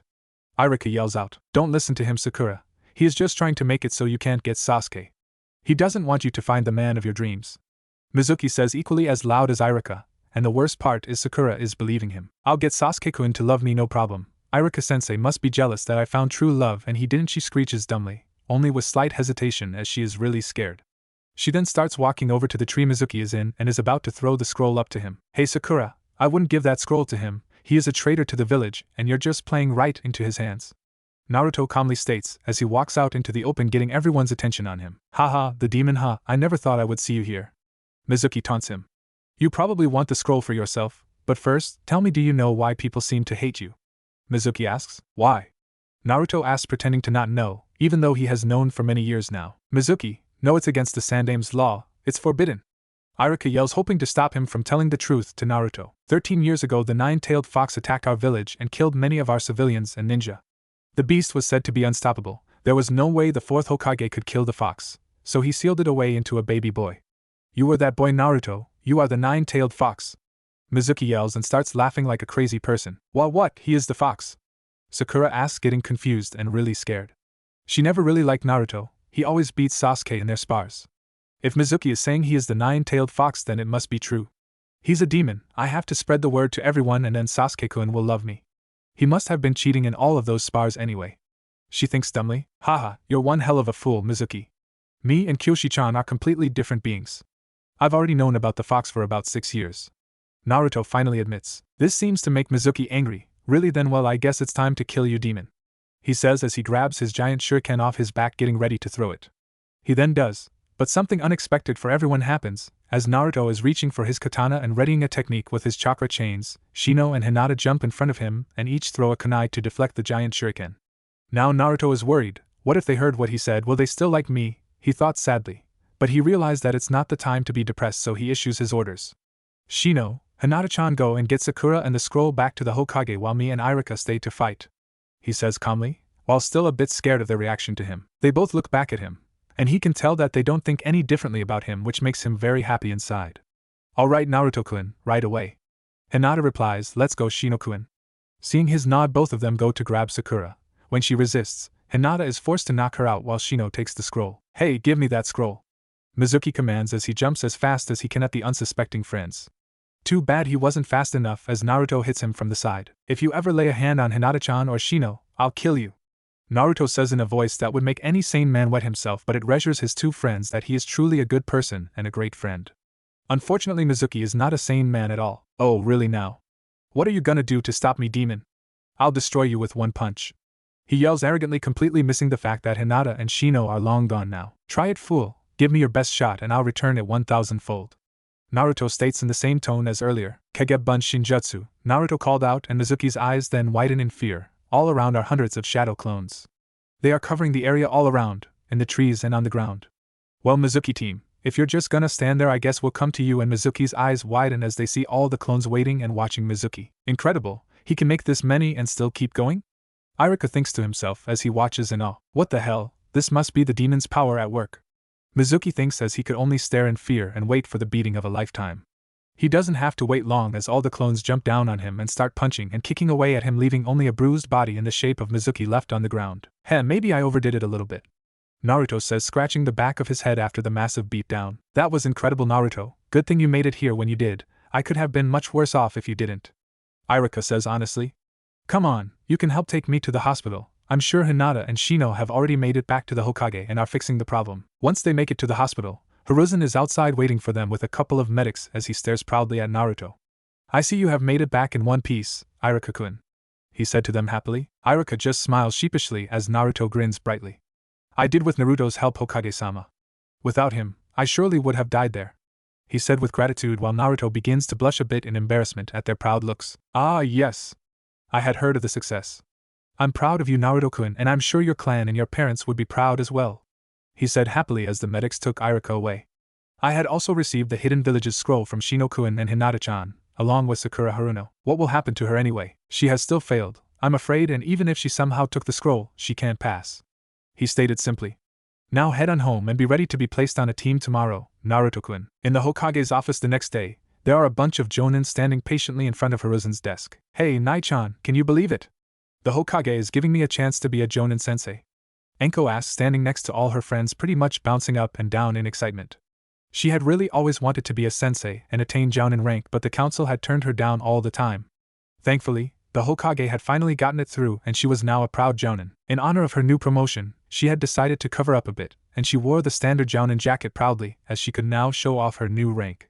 Secretly though, she had put something on so Naruto would be happy that she wouldn't be showing so much. She also changed her burnt orange skirt to mid-thigh burnt orange shorts instead. I think you would make a great sensei, Anko-chan. Just try not to hurt them too much. Kurenai says playfully with a small giggle, with Hana and Yugogo joining in on. Oh, that's no fun, Nai-chan. I won't have my team considered weak. It would make me look bad to the village, well, worse anyway. She says, getting a bit sad. She was always treated unfairly, and hasn't had many people like her for being herself. The only ones she worried about liking her were Hana Inuzuka, Sum Inuzuka, Yugogo Yuzuki, Kurenai Yuhi, and her favorite, Naruto Uzumaki. Kurenai, seeing this, tries to comfort her. Don't listen to what the other people of the village think, Anko-chan. She whispers softly to her friend. Think about Naruto-kun. He was hated, beaten, stabbed, burned, and other terrible things because of what he holds. If he can deal with that, then I know you can deal with this. You're a strong woman after all, Anko-chan. Yeah, Anko-chan, don't get so down, you know we all love you. Hana adds in with Yugogo nodding along with the other two women. Anko then starts to think and a smile comes to her face, not a sadistic creepy smile, but a beautiful genuine smile. You're right, Nai-chan, if Naruto-kun can handle it then I can too. I also love you three like family as well. Naruto had truly become her rock and is a great inspiration to her. Ever since they met, his never-give-up attitude no matter how hard things got motivated her and got her through the days. Without Naruto, she would have probably been depressed all the time and distanced herself from everyone. Alright, let's begin the assigning of the Jonin senseis. The elderly voice of the Sandaime Hokage calls out, shaking all the others in the room from their conversations and personal thoughts. Team 1's Jonin sensei will be, I'm skipping these until Team 7. Team 7's sensei will be Anko Mitarashi, teaching Kiba Inuzuka, Sai, and Naruto Uzumaki. Purposely keeping a delay for mentioning Naruto's name, waiting to see how Anko will respond. And oh way, Anko screams mentally, did he just say I get to teach Naruto-kun? What? I get to teach Naruto-kun? Anko screams happily, and then blushes hoping that nobody noticed the kun suffix of his name. Kun? Is something going on between you and Naruto? A lazy-sounding man with gravity-defying silver hair says to her. He wears his headband on a diagonal with it covering his left eye. He also has a black ninja mask covering his face up to the middle of his nose. Shut up, Kakashi. All the girls yell together, speaking in Anko's defense, making him even more sure that he is right. The increasing blush on her face helps too, not that he minded. He knew who Naruto was after all. This is the best thing to ever happen to me. Anko says, almost crying in joy while her friends all smile happily that their close friend and sister in all but blood is happy. They of course knew that she was in love with the little hot blonde, just like Hana was. Moving on, Team 8's Jonin sensei will be Kurenai Yuhi teaching Shino Aburame, Hinata Hyuga, and Sasuke Uchiha. Team 9 is already made from last year, so Team 10's Jonin sensei will be Asuma Sarutobi teaching Ino Yamanaka, Shikamaru Nara, and Choji Akamichi. In the classroom on the day of the team placements, Naruto and all his friends couldn't wait to see whose team they were on. Naruto and his friends were sitting at their usual spot in the class with Shino, and Hinata said she had to go to the bathroom. With that situation with Mizuki, I didn't confess to him, I should do it after school today. Hinata thinks with a blush as she washed up and thought of how she was going to do it. I'm ready to do it. I will after school. I could ask him to take a walk with me and go to the Hokage monument. Hinata has now made her mind up about her little plan and starts to head into the classroom to her seat next to Naruto. What she didn't know is that as she moves towards Naruto, Sakura is telling everyone in the village that Naruto is a demon and that he should not be trusted. Some seemed to listen to her while some of the ones who had really changed for the better defended him. This seems to spread as the others, who seem to listen to the ones who say he is not the demon but a good boy. This makes Sakura really angry. She stomps off going home because even with the forbidden scroll she didn't have enough chakra to use anything in it. Damn these stupid villagers, they should be agreeing and praising me, not calling me a liar. Now Sasuke-kun won't like me anymore. Hinata sits down next to the curious-looking Naruto. So, what took you so long? Thinking about me? Naruto asks teasingly. She was gone for a while and they never hide anything from each other, so he's really curious. Oh, nothing, Naruto-kun, she says, blushing a bit, only serving to make him more suspicious. Please tell me. I promise I wouldn't tell anyone else. Naruto pleads, making his best puppy dog eyes look. Seeing the really cute look, she is forced to hold herself to her seat to stop herself from glomping him at how cute he is. Sorry, but you'll find out later, Naruto-kun, I promise. Hinata says while struggling to hold her resolve under his puppy dog eyes looking right at her. Naruto just looks away and pouts, weakening her resolve some more, but she set up a perfect plan to break it to him, and she wants it to be perfect. I'm sure she will tell you, Naruto. Just later, Shino replies, knowing what she is talking about, and chuckles a bit at the interaction. Oh come on, you guys should know most of all that I hate surprises. I can't wait that long. He complains childishly, which only makes them and some others who overheard them chuckle more. They are all brought out of their thoughts when they hear, good morning class, or should I say genin. Irika says proudly, this was a fun group of students to teach. Alright everyone, I just want to say I'm very proud of all of you, and it was an honor to teach you all. Now let's start the team placements. Team 1 will be, I'm skipping until Team 7 like I did earlier. Team 7 will be Naruto Uzumaki, Kiba Inuzuka, and Sai under the Jonin sensei of Anko Mitarashi. Naruto and Kiba are happy to be on the same team, and Naruto is happy about having Anko as their sensei, but he is a little sad that Hinata and Shino are not on his team. Also, he has never heard of the other person on their team. Hey, Irika-sensei, who is Sai? Kiba asks, interrupting Irika, probably wondering the same thing that Naruto is. Well, there weren't enough students to pass the test, so Hokage-sama had found a suitable Genin-level ninja and added him to your team. Oh, okay. Team 8 will be Shino Aburame, Hinata Hyuga, and Sasuke Uchiha under the Jonin-sensei Kurenai Yuhi. Team 9 is already made, so Team 10 will by Ino Yamanaka, Choji Akamichi, and Shikamaru Nara under the Jonin-sensei Asuma Saratobi. Irika finishes. Hinata and Shino are happy to at least be on each other's team but are a little sad that Naruto isn't with them. They are also not too happy at having Sasuke on their team and are at least hoping that their sensei will keep him in line. They both already knew a little about their sensei, hearing that she is the Genjutsu mistress of Konoha, and Kurenai had brought Hinata to class sometimes. Ino Yamanaka is a little bit sad at not being on Sasuke's team but has been having some second thoughts of pursing him anyway. She just hopes that her other teammates are at least nice to hang out around. Choji and Shikamaru are happy too, they are just hoping to get along with Ino, while Shikamaru hopes that she is not bossy. Sasuke is absolutely indifferent to his teammates, just hoping they won't get in the way of his ambitions. Alright, everyone, wait here for your senseis to pick you up, and good luck in the future, and keep the village as your number one thing to protect. Irika says as he leaves the school. Alright, I'm gonna give all the Gakis my super awesome entrance. You guys should go in first, and then I'll come in. Anko says with one of the biggest grins ever on her face. Fine, let's go then. Kurenai says, as she leaves the Hokage's office. This is going to be so awesome. I can't wait to see the looks on Naruto-kun's face when he sees my amazing entrance. Anko thinks to herself happily, while hoping he really thinks it's cool. As the students are all waiting, a new kid comes into the room. He is a deathly pale white, while wearing black ninja pants on, and he wears a short black jacket with red straps. Also on his back is a small backpack on. On his back is Tanto. The rest of his outfit consisted of a shinobi sandals and gloves with his index fingers and thumbs exposed. I am Sai. The boy says simply. I am to be placed on a team with Naruto Uzumaki and Kiba Inuzuka. Where are they? He questions even more stoically than Shino was before he met Naruto. That would be me. I'm Naruto, and the guy with the dog on his head at Kiba Inuzuka, and the dog would be Akamaru. Nice to meet you, Sai. Naruto responds kindly while looking over the new genin. Yeah, it's nice to meet you as well. Kiba responds also, doing the same as Naruto is. Sai just nods and sits down to wait for the team's sensei. Both of them find him a bit weird, and especially that he is wearing a jacket that only covers half of his torso, but they won't judge, and they hope they can get along. Shortly, a man with brown eyes, short, black spiky hair and a beard. His clothing consisted of the standard Konoha ninja uniform with the sleeves rolled up halfway, a flak jacket, regular shinobi sandals and forehead protector. He also wore the 12 Guardian Ninja sash that had the kanji for fire marked on it around his waist. Alright, Team 10, you're with me. I am Asuma Saratobi. Next to him was one of Naruto's old senseis, Kurenai Yuhi, and she was staring at him. He looked into her eyes and she looked back and waved happily at him, which he returned quickly. I am Kurenai Yuhi, and I am the Jonin sensei for Team I. She was cut off by two kunai flying through the window and sticking into the ceiling with a banner attached to them. A black blur then shot through the already broken window and landed in front of the banner that read the great, the powerful, the sexy and single Anko Mitarashi, revealing the Jonin with a shit-eating grin on her face. I am Anko Mitarashi, and I am Team 7's Jonin sensei. She says loudly only to find the students staring at her like she has a second head. Woohoo, that was awesome, Anko-sensei, it was perfect. Naruto yells out and starts clapping, making the woman blush and smile. He was also happy that she had finally covered herself up more so that no other guys could see her. That thought got him to blush a little, as he was quite possessive of the women he likes. Ha, I knew he would like it, Anko thought to herself. Thanks, Gaki. Now gather the team and meet in front of training ground 44 in 30 minutes. She then jumps out the same window, leaving a somewhat fuming Kurenai because she was interrupted. As I was saying before, I am Kurenai Yuhi and I am Team 8's Jonin sensei. Come with me, she says while walking away as Naruto and his teammates all jump out the broken window, but not before Hinata tells him to meet her later. Alright guys, we have about 5 more minutes to get there, let's speed up a bit. Naruto says while taking charge, and both comply with little thought. Strange, I already feel at ease in his presence. Sai thinks to himself. Danzo is his master. Sai is from Danzo's root program and is supposed to only do what Danzo commands. However, Naruto's orders remind him of his lost brother Shin.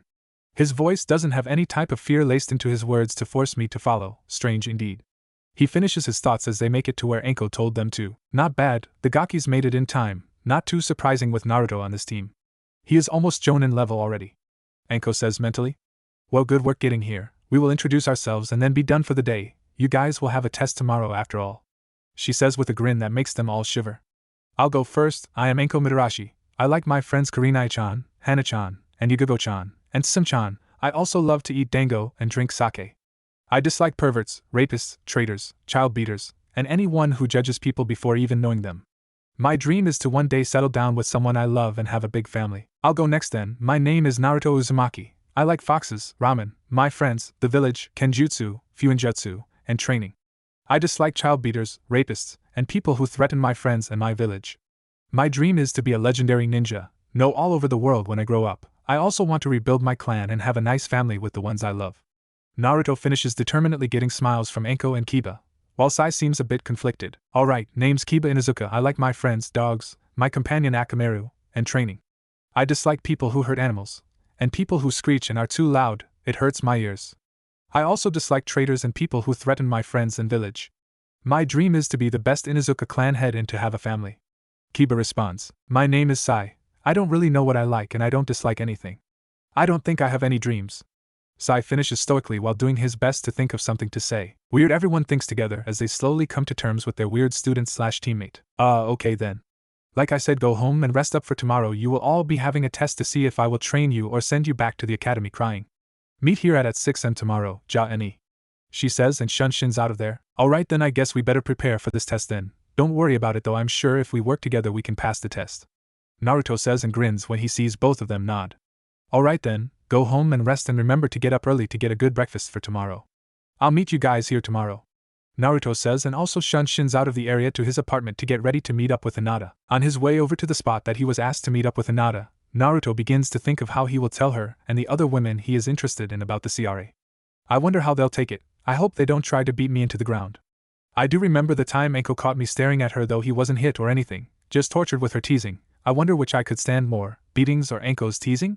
He ponders seriously on his journey. In the distance he hears his name and looks to his beautiful friend coming towards him. I thought we could talk a walk, the two of us. We will be much busier now that we are ninjas, so let's have some fun.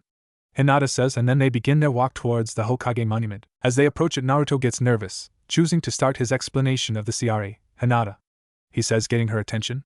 I have something to say and something to ask. You already know I have a bloodline, the Chakra Chain's bloodline, which makes me the last known member of the Uzumaki clan. So in order for the Uzumaki clan to survive I have to have multiple wives, he says, letting the information sink in. He then starts to get red and stutters out. I have developed more than friend feelings for you over the long time we have known each other. I would like to date you, but I had to let you know about that before we went any farther. Looking over to her face, he sees her looking at him with a serious face, one that didn't show any anger. Then, she just smiled at him and began speaking. Well, I guess I never thought of it like that, but I have had strong feelings for you and I know that we can make things work out. Hinata says, almost tearing up at the special moment they are sharing together. There's a little more I have to tell you, he says as he hugs her, hoping that she really understands what he has to do. He really does love her, and he could imagine himself with her forever. I am required to have at least 5 to 7 wives in the future. I hope that you can still be with me, and I hope you can accept the others that I may come to love as well. I love you too much, he says as he tightens his grip on her. She isn't too surprised at what was said, as she was taught about how clans work, and knew that he was the last of his. She also knows he will treat any woman that he comes to love equally. Okay, Naruto-kun, I can accept that as long as you treat us all as equals. I love you too, she says, and quickly and passionately kisses him on the lips. After that they sit on the forest head and watch the sunset, and have a good conversation. Both of them leave the mountain as happy as they could possibly get and head home for the night. The next morning Naruto wakes up with a huge smile on his face, having remembered what happened yesterday. Oh, I'd better see Kyoshi-chan too, he says, and enters his mindscape. He begins searching for her, and sees her sleeping in a hammock in the forest. He gently creeps up to her, and sees how cute she looks while sleeping, and almost decided to let her sleep, but he kisses her on the lips anyway. She begins to open her eyes and kisses him back. I could wake up this way every day, she says suggestively with a genuine smile on her face. What's up, Naruto-kun? She asks curiously, as she can tell he looks a bit nervous. I have talked to Hinata-chan and she has agreed to try and work things out, so I have come to you to tell you that I love you and I would like it if you could also work with us to become a happy family, he says, shocking her. But she lets a few tears drop from her beautiful face and hugs him tightly. Do you even have to ask? Of course I'll be with you. Forever, she answers with as much conviction as she can muster, making him smile happily. Great, is all he says before kissing her again. I couldn't imagine a world without having you right next to me in it, Kyoshi-chan. I wouldn't be able to go on at all if I didn't have you to be there for me, he said honestly while Kyoshi cries at his loving words to her. Sorry, But I have to go now and get ready for my test in an hour. I will see you later, Kyoshi-chan. I couldn't live without you either, and I know you will treat everyone the same, so I can agree to let you have others, but not too many. Bye-bye, Naruto-kun, she replies happily while making sure he understood not to have too many women. This is the best day in all my years of life. The next morning Naruto heads to the training ground that the team was supposed to meet at and is alone, being a couple minutes early. With his enhanced hearing he hears something flying towards him. With his eyes widened he moves his head out of the way. Not bad, Naruto-kun. His sensei and hopefully girlfriend later, Anko calls out. Although I'm not really surprised you're Jonin level with all the training Nai-chan, Yu-chan, Sum-chan, and I gave you all those years ago. Not to mention the training you did on your own during the academy. She says while grinning wildly. Can't you ever just say hello? He asks with some fake irritation but then smiles with her. Anyway, looks like the team is all here now. He says, and just when he does, Sai and Kiba appear at his sides. Yeah, well it looks like you would make a good team captain, Naruto. What do you think, Sai? Kiba? Anko asks, as she knows that he is the strongest and that Kiba would already follow his orders. I would follow him any time and any place. Kiba says while grinning with Akamaru barking in agreement. What do you think, Sai? Naruto Taicho has a nice ring to it. Sai seems to really think about this for a minute. I will agree with your judgment, Kiba. I will help you out, Naruto Taicho. He says calmly and with honesty. He knew that he shouldn't, but Danzo has always been harsh on him and the others en route, taking their emotions away and making them mindless drones. Sai, however, was lucky to not have been too far gone, and he didn't completely turn into the darkness to be able to have a shot at some amount of normalcy. He would much rather prefer to follow his brother Shin's ideals that he sees in Naruto. Then it's official. I will be the captain of this team in Anko's absence. Naruto replies confidently, making the others smile. Alright then, team, let me explain your test to you. Anko replies with a grin that disturbs them a bit. This test will not be very easy. What you are going to do is find a man named Kakashi Hatake. Once you do, you will have to retrieve and bring to me his orange book. Is that understood? Anko asks seriously. You will have until the end of today to achieve it. If you do it quickly, we will do our first mission. Now get to it. Then she shuns Shins away, not giving them any other help with the test. She wanted to give them a hard test after all. Alright team, first off, do any of you know a Kakashi Hatake? Naruto asks as he takes charge of the situation, seeing that they named him captain. He is called the copycat ninja of Konoha, said to have copied over 1,000 jutsu. He has silver gravity-defying hair. He wears his headband on a diagonal with it covering his left eye. He also has a black ninja mask covering his face up to the middle of his nose. He possesses a Sharingan in the eye socket he covers, but I don't know how he got it. Sai informs them, having to know all the high-level shinobi of their village and the others. He didn't think that he should have said all the information, but Danzo said to help in any way he could, and he didn't mind helping the blonde for some reason. Good work, Sai. Any idea of where we could find him, or how attached he is to this book of his? Naruto replies kindly to his new teammate. At first he really seemed weird, but with that help, he would give him a chance. Sai got a bit conflicted at Naruto's praise as he hadn't had much of it at all, but he quickly shook it off. It is said that he always has that book with him, so he is probably very attached to it. As to where he would be, I don't know. Alright, do you know about him at all, Kiba? Naruto questions his other teammate. No idea, Naruto Taicho, sorry. Don't worry about it. Let's just head back to the village. We can then question people for information, as he seems to be a pretty famous guy, and it's all we can really do for now, so let's get to it. Naruto commands calmly but not forcefully. Hi Taicho, and they all get on their way. The team is now searching for this man named Kakashi Hatake throughout the village. They decided together that they should never split up to cover more ground. Naruto left a wireless headset with each of them so he would be informed if they found something and vice versa. He also made clones and hinged them into random civilians and began asking around. He then suddenly thought that he could just ask the Hokage about Kakashi and went on his way there, hoping that the old man would give him something good. He immediately sets out there and gets there in only about 10 minutes, which is impressive with him starting at the other side of the village. Once entering his office, he greets his secretary friend and he decided to not give away too much information as he didn't think he would get help if the old man knew it was his test. He looks up to see the old man sitting behind the desk like he usually is and asks, Hey Gigi, I had heard some rumors about a guy named Kakashi Hatake. I heard he was a really good nin at ninjutsu and I was wondering if he could show me a thing or two.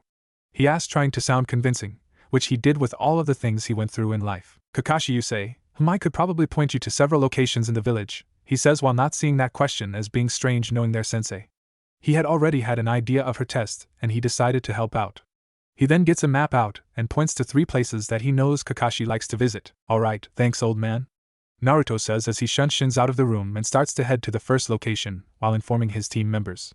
Hey guys, I have 3 places to look, I asked the Hokage. Kiba head over to the bookstore on the west side of the village, Sai go to the bars on the eastern edge, and I will head to Training Ground 7. If you don't spot him in either of those places, meet me at Training Ground 7, you guys got it? He says speaking into the headset he is wearing. Got it Naruto Taicho, I'm heading to the bookstore now, good luck. Kiba replies, yes Taicho, I will head to the park now. Sai replies, good luck team. Naruto says as he gets to the location of Training Ground 7. Nearing Training Ground 7, Naruto goes into stealth mode. He jumps to the trees and suppresses his chakra so he is not discovered. Looking around the field, the only things he can see are 3 training posts, and a lake on the right side of the field. I don't really see anything, but maybe I haven't checked enough yet, he thinks to himself. As he is restarting his search, Kiba and Zed both are having similar results in their searches. They decide that they will look around for about 5 more minutes and head to Training Ground 7 and regroup with Naruto. Back with Naruto, it has now been about 3 more minutes and still nothing until out of the corner of his eye, he sees a man. He can only see his back, but he had the same type of hair that Sai and described to him. This could be him, let's check it out. He moves to a better location as quietly as he could and saw the same diagonal headband and mask from the description. He was just standing in front of some kind of stone with his hands in his pockets looking depressed. Hey, guys, I got eyes on the man matching our target's information. He is at the training ground, start heading here. I don't know when he will be leaving, so really run to get here. What we're gonna do is have both of you attack him from the east and west while I jump in and attack him from behind. You guys understand the plan? He says quietly so he doesn't give off his position behind Kakashi, who is really lost in thought. I got it loud and clear. Let's do this. Kiba says with his normal enthusiasm. Understood Taicho. Sai responds after him while thinking that the plan is a really good one. Good, how much time will it take you guys to get here? Their captain asks again. 5 minutes tops. Kiba replies, I'll be there in 2. Sai responds, alright, we'll wake up for you Kiba, we are all in this together. There are no lone wolves on this test. Naruto responds with his normal leader-like voice which gives them extra confidence. Hi Taicho, they reply, both sounding a bit excited at this. After all, it is just the beginning of their first mission together. Kakashi had just left the memorial stone and was now walking down the street with his absolute favorite book in his hands, ignoring the glares and killing intent on him from the women of the village. He loved seeing their reactions every time he read the book. That was really why he did it, to annoy people. Jiraiya was also a really good author, but we'll save that for another time. While he was reading, his eyes suddenly widened. 3 kunais came flying at him from 3 different directions. Jumping out of the way while still shamelessly reading his perverted book, he starts to look all around him discreetly. Wow, these guys are pretty good, they are pretty much completely hidden from me. Kakashi thought. Alright team, here's what we're going to do, me and Kiba will attack him for a while. We will try to tire him out, and that's where you come in. Sai, take his book and get out while we distract him. We will meet you on top of the academy. Everyone get the plan? Naruto questions quietly but still firmly so Kakashi doesn't hear them. Hi Taicho. Good, then let's do this Kiba. Naruto says as he jumps out of cover and rushes at Kakashi with low jonin speed. He throws a punch to Kakashi's face which he avoids, but what he didn't realize is that Naruto was just a distraction. Jijin Bunshin. Man Beast Clone, Kiba calls out as Akamaru transforms into a second Kiba. Getsuga, Fong Passing Fong, is his next jutsu called as he and Akamaru both run, jump, and start spinning like drills towards Kakashi. Their teamwork is really good. Maybe I should get more serious, Kakashi thinks as he finds that he is in a bad stance from avoiding Naruto's punch. So he starts to put his book away to do a kawarimi replacement, only to have it stolen by a black ink-like snake. Choji Giga, Super Beast imitating drawing. Jutsu is a success, Sai says as he lets out an uncharacteristic smirk at the now enraged Kakashi, who just narrowly got his technique off in time. Give me that book back now, Genin, or I will take it from you. I will warn you though, I won't take it back very nicely. Kakashi says a bit more venomously than he really should have while pulling out a kunai. Kids really shouldn't be reading that book, so just give it back. Well, we'll be needing your little book to pass our Genin test, and I plan on having my team pass. Naruto says defiantly while Kakashi's eyes widen in horror, knowing just who wants his book and what they will do if they have it. No, I won't have Anko getting my book. Kakashi yells angrily while getting ready to charge them. Time to go now, good luck Kiba, Naruto Taicho. Sai thinks to himself as he turns, takes out his scroll and quickly draws a bird. Choji Giga Jutsu, Super Beast imitating drawing, and jumps on the bird that appears. Kakashi seeing this runs at him as fast as he can. Kiba. Smoke bombs now. Naruto commands and his order is followed instantly. Naruto then pulls out his katana, and runs to catch up to where Kakashi was last seen before the smoke appeared.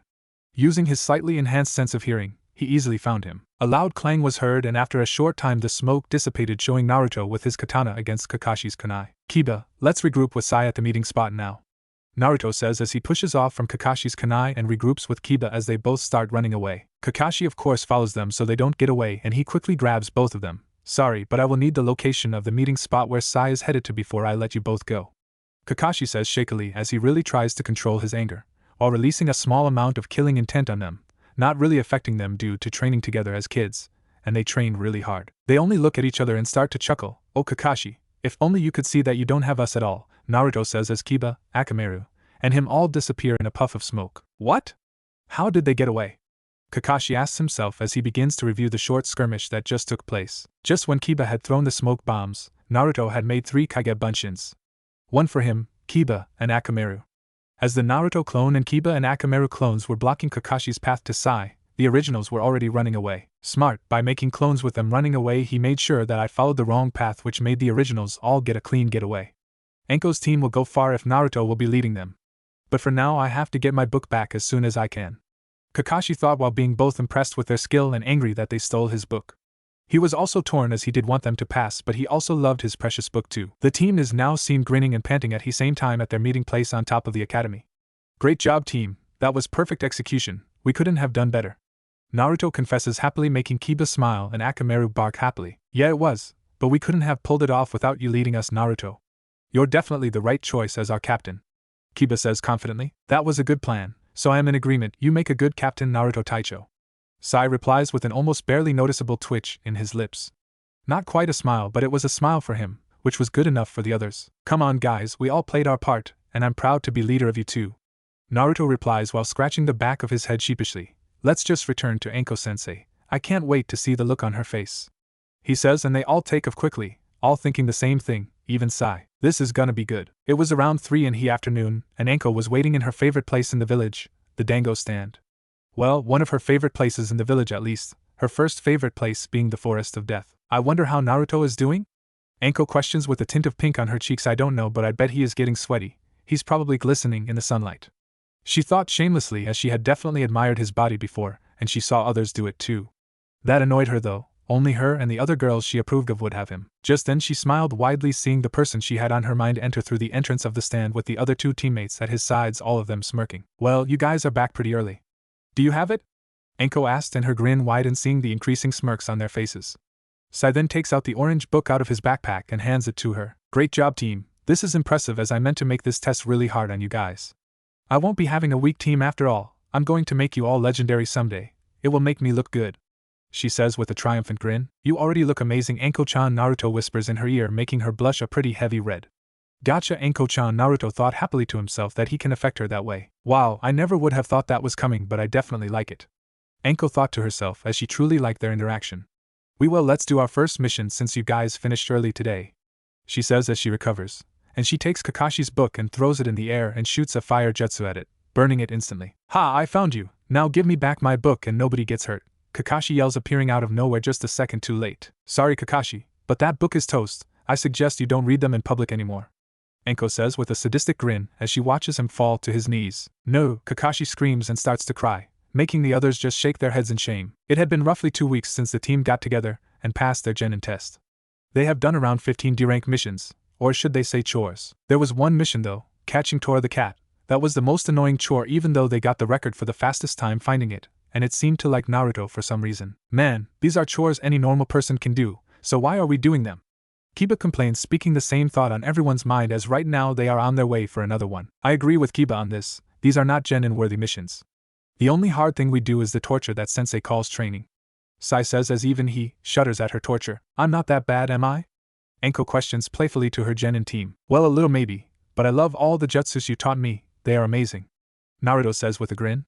Plus, we're getting faster and stronger and stealthier at an insane rate with all the weights we're wearing. I couldn't have asked for a better sensei than you, Anko. Naruto says honestly. The snake woman smiles brightly at the praise he gives her. Thanks Naruto, that means a lot to me. I actually like teaching you guys and I can't wait till you make a name for yourselves. They then enter the Hokage's office and wait for their torturous chores for the day. That is, until their sensei decides to help them out, feeling really happy that her training is being effective for them. Hello Team Naruto, are you ready for your D rank for today? The Hokage asks calmly, while he is inwardly cracking up at their despaired looks they send him. Hello Hokage-sama, I think my team is ready for their first C rank mission today. Anko says confidently while the genin smirk along with her, all happy to have a real mission. Irika, who is helping the Hokage today, decides to protest. But they are a fresh genin team, Anko-san, there is no way they are ready for a C rank mission yet. He speaks louder than he would have liked and paled a bit when he realized who he just spoke to. Anko, starting to get mad at his comment, decides to do the thing she would normally do and let everyone know what was on her mind. What gives you the right to judge my team for me? I'm their sensei now, not you, and I sure as hell know they are much stronger than any fresh genin team in this village. She speaks back, unleashing a small amount of killing intent on him, not much but enough to make him sweat a bit. I believe she is right, Irika. Besides, you have seen Naruto's strength not too long ago, you should know he is strong. Alright, I have a C rank for you, come and calls out. The Hokage says. Then some man enters the room with a bottle of sake in his hand.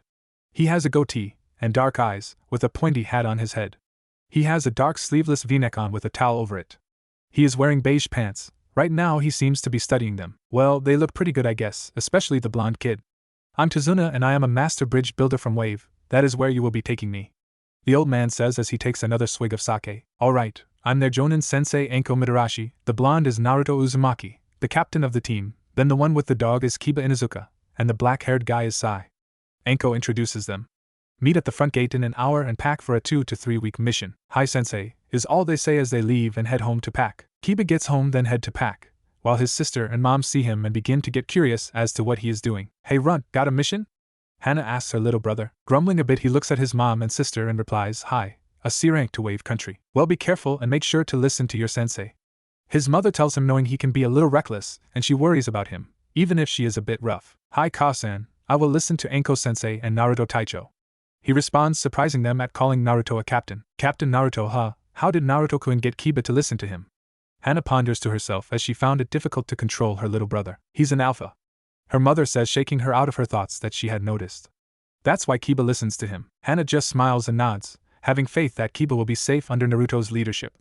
She also had faith that Naruto himself would be alright, as she still had to talk to him about her feelings for him. Naruto and Sai, living by themselves, just pack what is needed and head out.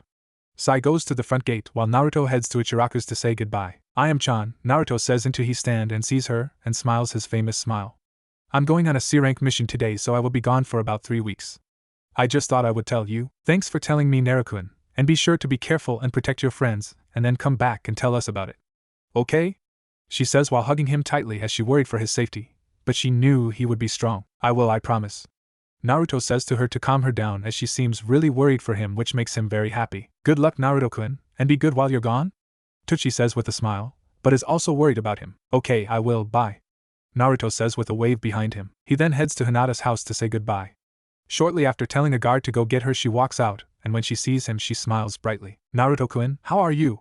She asks as she hugs him and gives him a quick kiss. I'm good today, Hinata-chan. I just came to tell you I'm leaving the village today for a 2 to 3 week C-rank mission.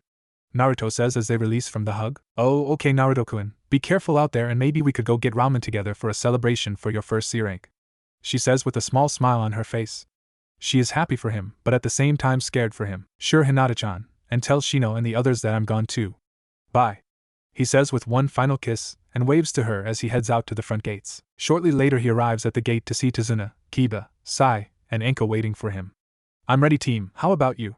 He asks, making them all smile. I'm good, let's do this Taicho. Kiba says with a grin. I'm fully prepared as well Taicho. Sai says with a small, almost a noticeable smile. The team all worked with him in the 2 weeks they were together to get some emotions back, and it is working well. They all nodded to each other, ready for the mission and dangers ahead. On the road out of the village, the team is surrounding their client Tazuna. Kiba is up front so he and Akamaru can sniff out any enemies. Sai is on Tazuna's left side and Naruto is on his right side. Sai is right now using his mice that he drew from his scroll to scout around and give them a better fighting chance if anything is out there. Anko is following behind them all and is on high alert. All was normal, all was calm, nothing but the sounds of birds chirping, the wind blowing, and the old drunk sipping his alcohol. Why are we letting this guy drink like this again? Naruto thought with a deadpan look on his face but shook it off when he saw one of Sai's drawn mice return and scurry up his arm to reach his ear. It seems there is a suspicious puddle up ahead and it hasn't rained for days, probably genjutsu. He told the group calmly. Hey Kiba, do you smell anything? Naruto questioned and Kiba began sniffing carefully. Yeah, 2 scents coming from the same direction, they must have hidden under the puddle genjutsu. Not a very smart one either if it's a puddle in the middle of a hot, dry day when it hasn't rained in a week.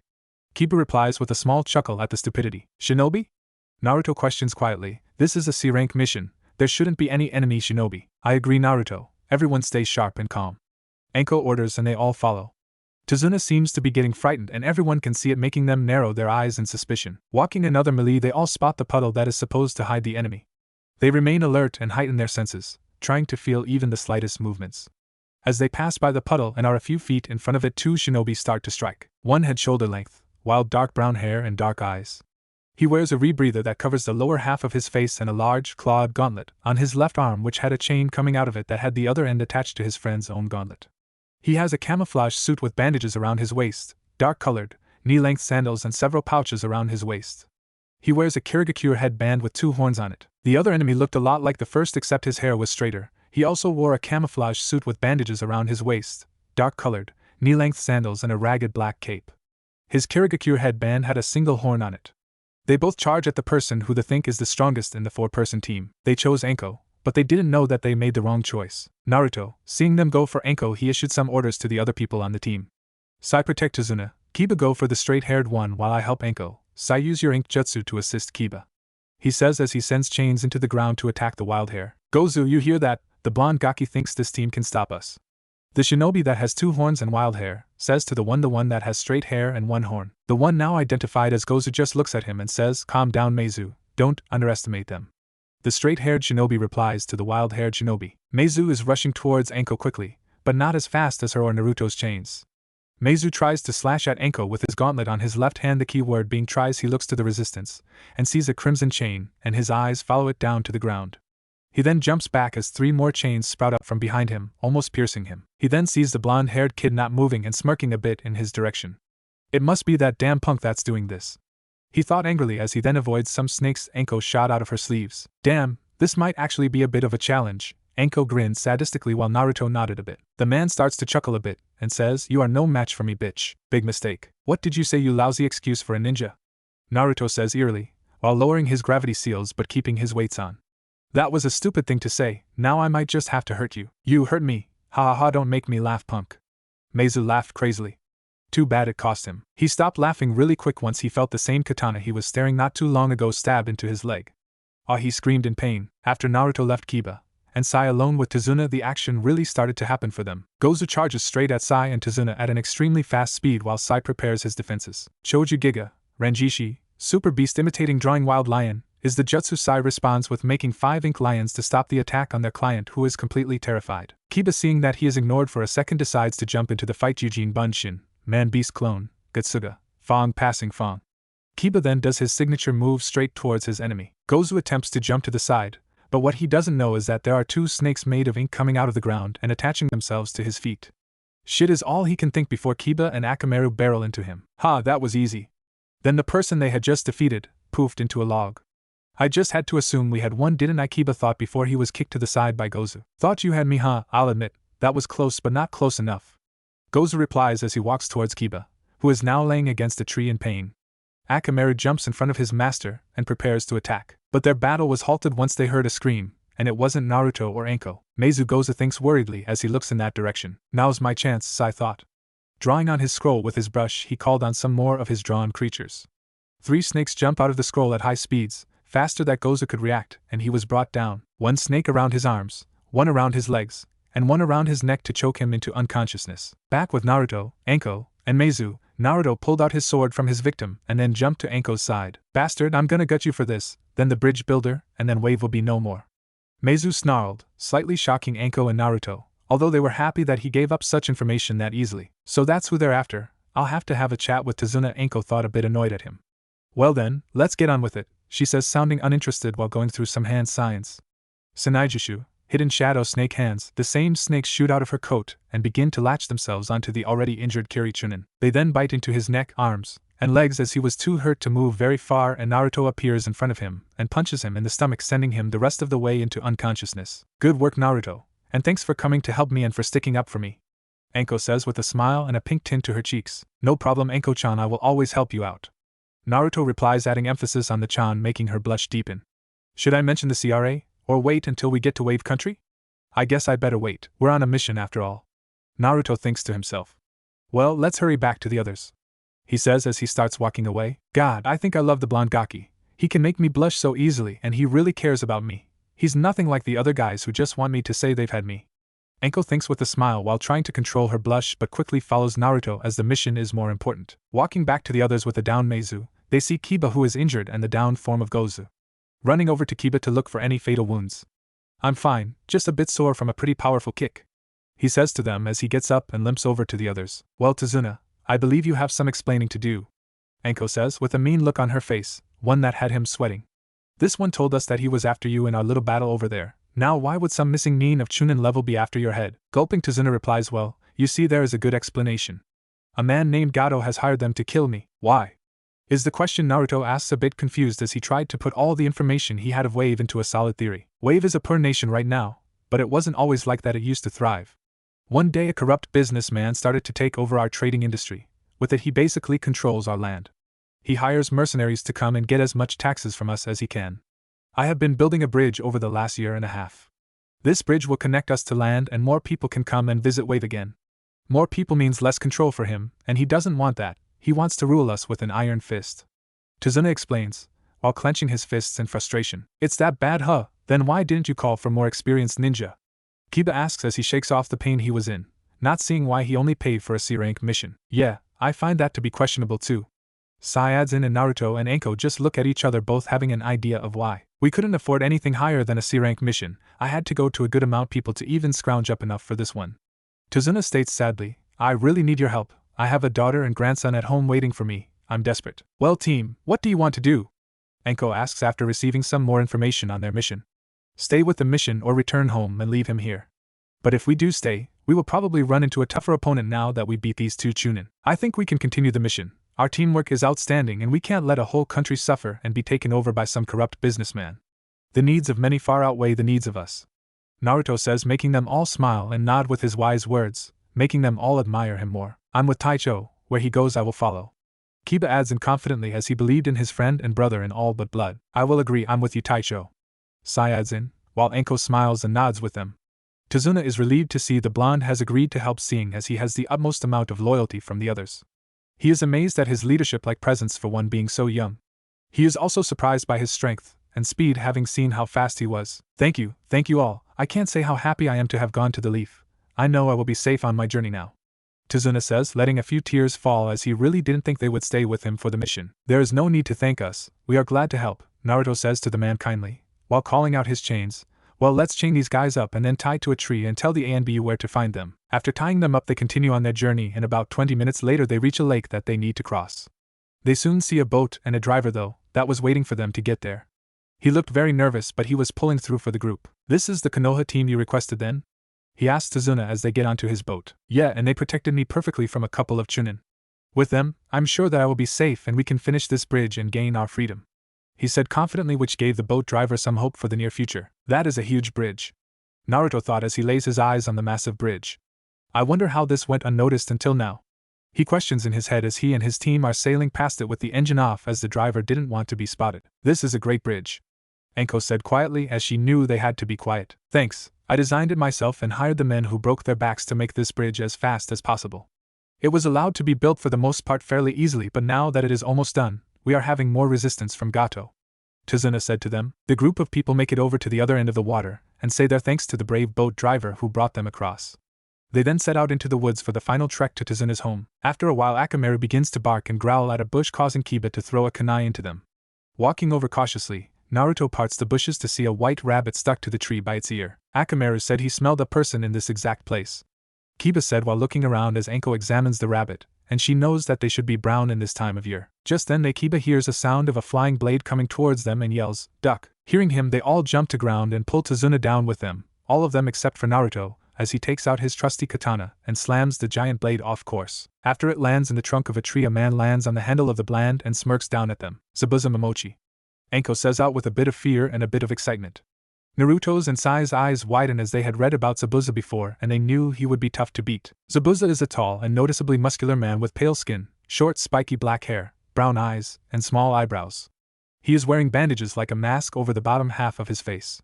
He wears his headband sideways on his head, exactly like Naruto.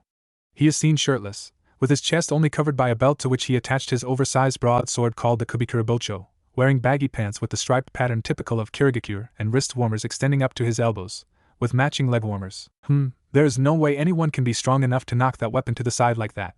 This blonde kid is good, Zabuza thought from the handle of his blade, mildly impressed. Wow, who is that guy? He is definitely strong, handsome too. A hidden female figure thought about Naruto with a small blush on her masked face. She had long black hair with pale skin and large, dark brown eyes with a slender frame.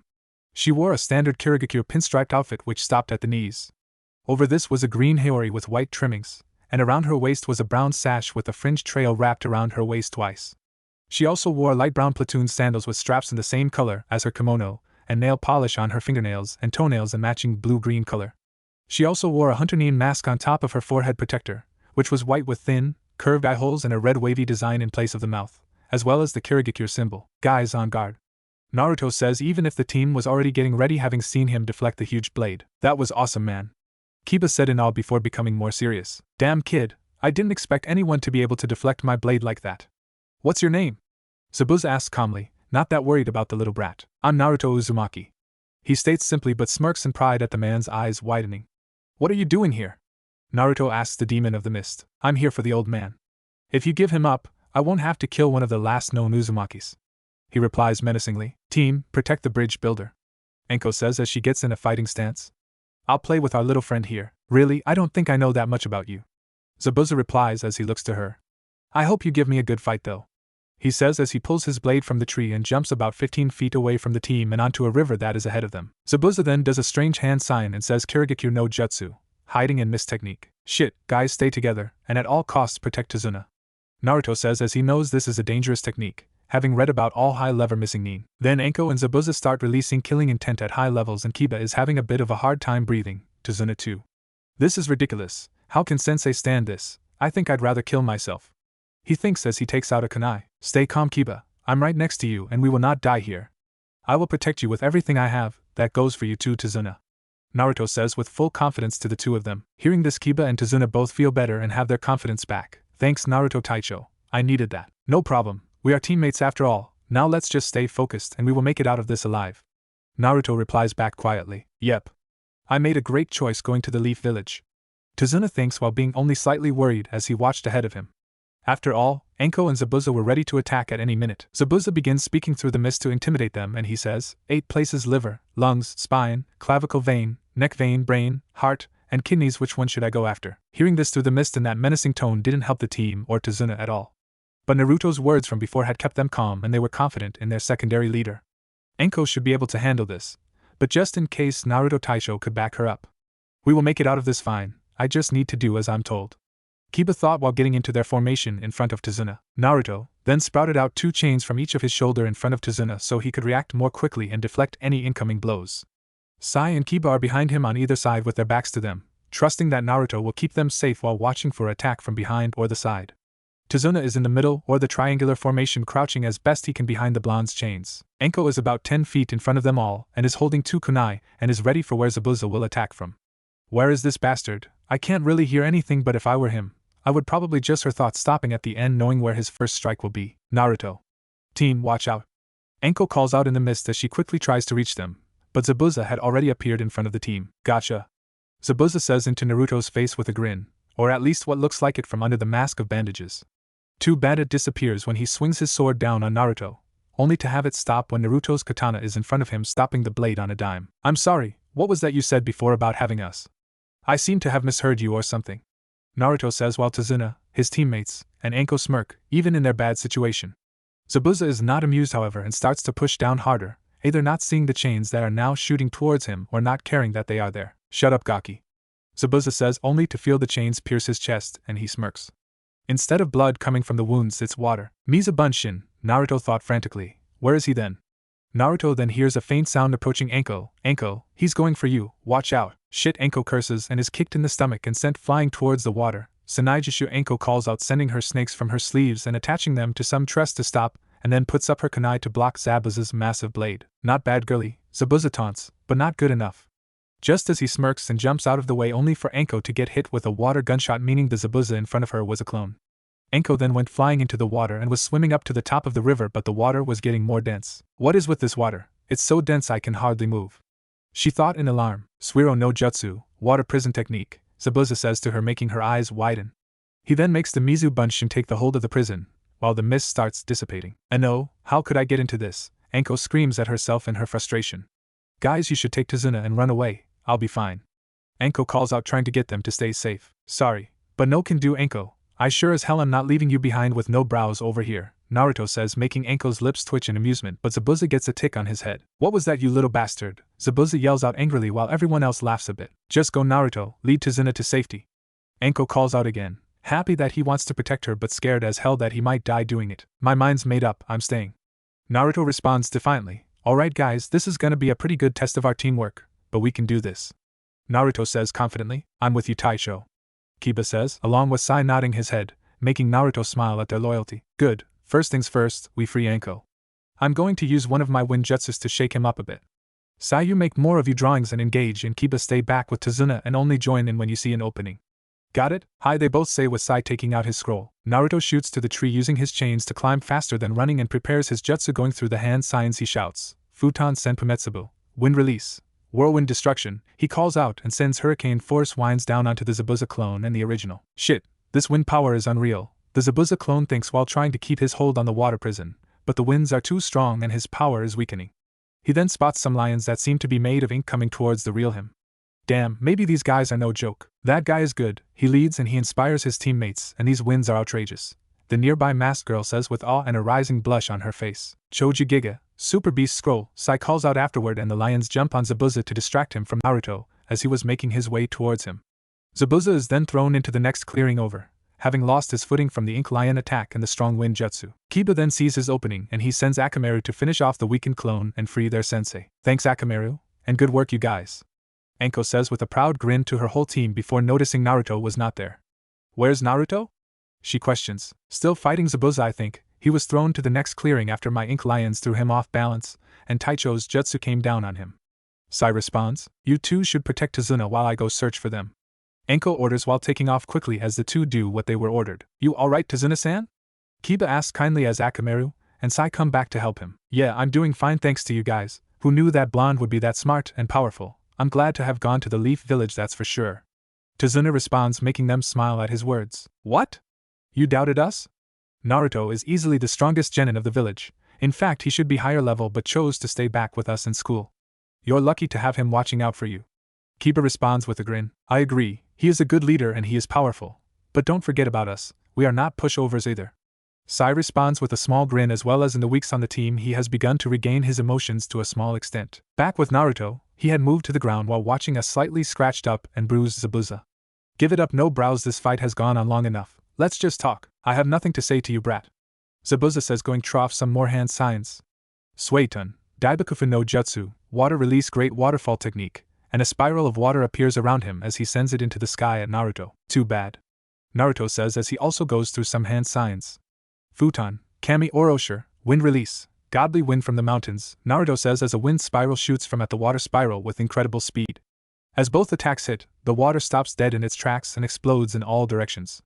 It even throws Zabuza back into a tree with a good amount of force. What is this kid? He thinks as Naruto then runs at him and kicks him in the stomach and elbows him in the head before he can recover. You should have accepted my offer to talk instead of fight. I would rather have not killed you.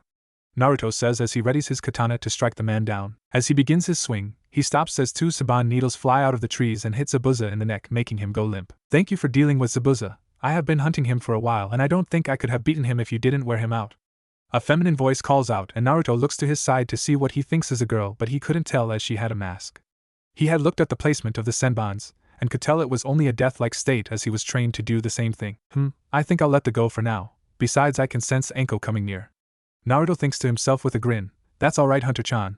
I don't think he is going anywhere for now. A blush forms on the girl's face, not that Naruto knew, and she was surprised that he could tell that she was a girl and also happy for the mask covering her blush.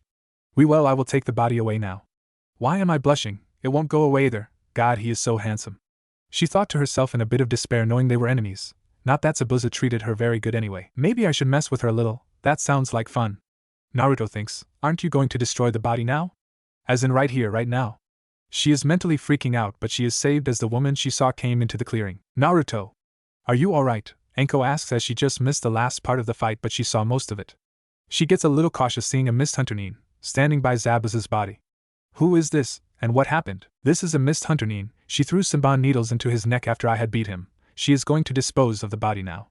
Naruto said with a smirk at the girl who right now is slightly freaking out. Sorry, but I have to go now, goodbye. She says and she throws Senbon towards Anko out of nowhere as a distraction. Anko, who is not ready at all, can't get away on time, and she knows, and Naruto knows. Anko! Naruto yells as he uses his wind element to speed himself up to take the hit and save Anko. He gets hit with 3 needles sticking out of his back. What? He jumped in front of that woman, why? The girl with the mask asks herself as she feels scared that he did that for the woman and also worried that he might die. She is even a little jealous of the woman. She gets to spend a lot of time with the loyal, brave, and handsome blonde. On the outside, she just picked up Zabuza and his massive sword and turned to leave. He is a true ninja. I hope that we will not see you again. I'm sorry for what happened as well. Goodbye.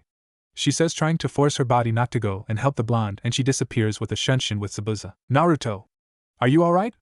Anko screams, trying not to completely start bawling as her eyes are already watering. Why did you do that? She asks her now unconscious blonde crush, seeing that he was alright and just unconscious. Naruto, why did you do that? I don't think those Senbon were going to be any vital hits on your sensei. Kyushi's voice calls out worriedly as he is now in his mindscape. I knew that, but still I wanted her to be safe, and if I can take the pain instead of her, then I'm going to do it.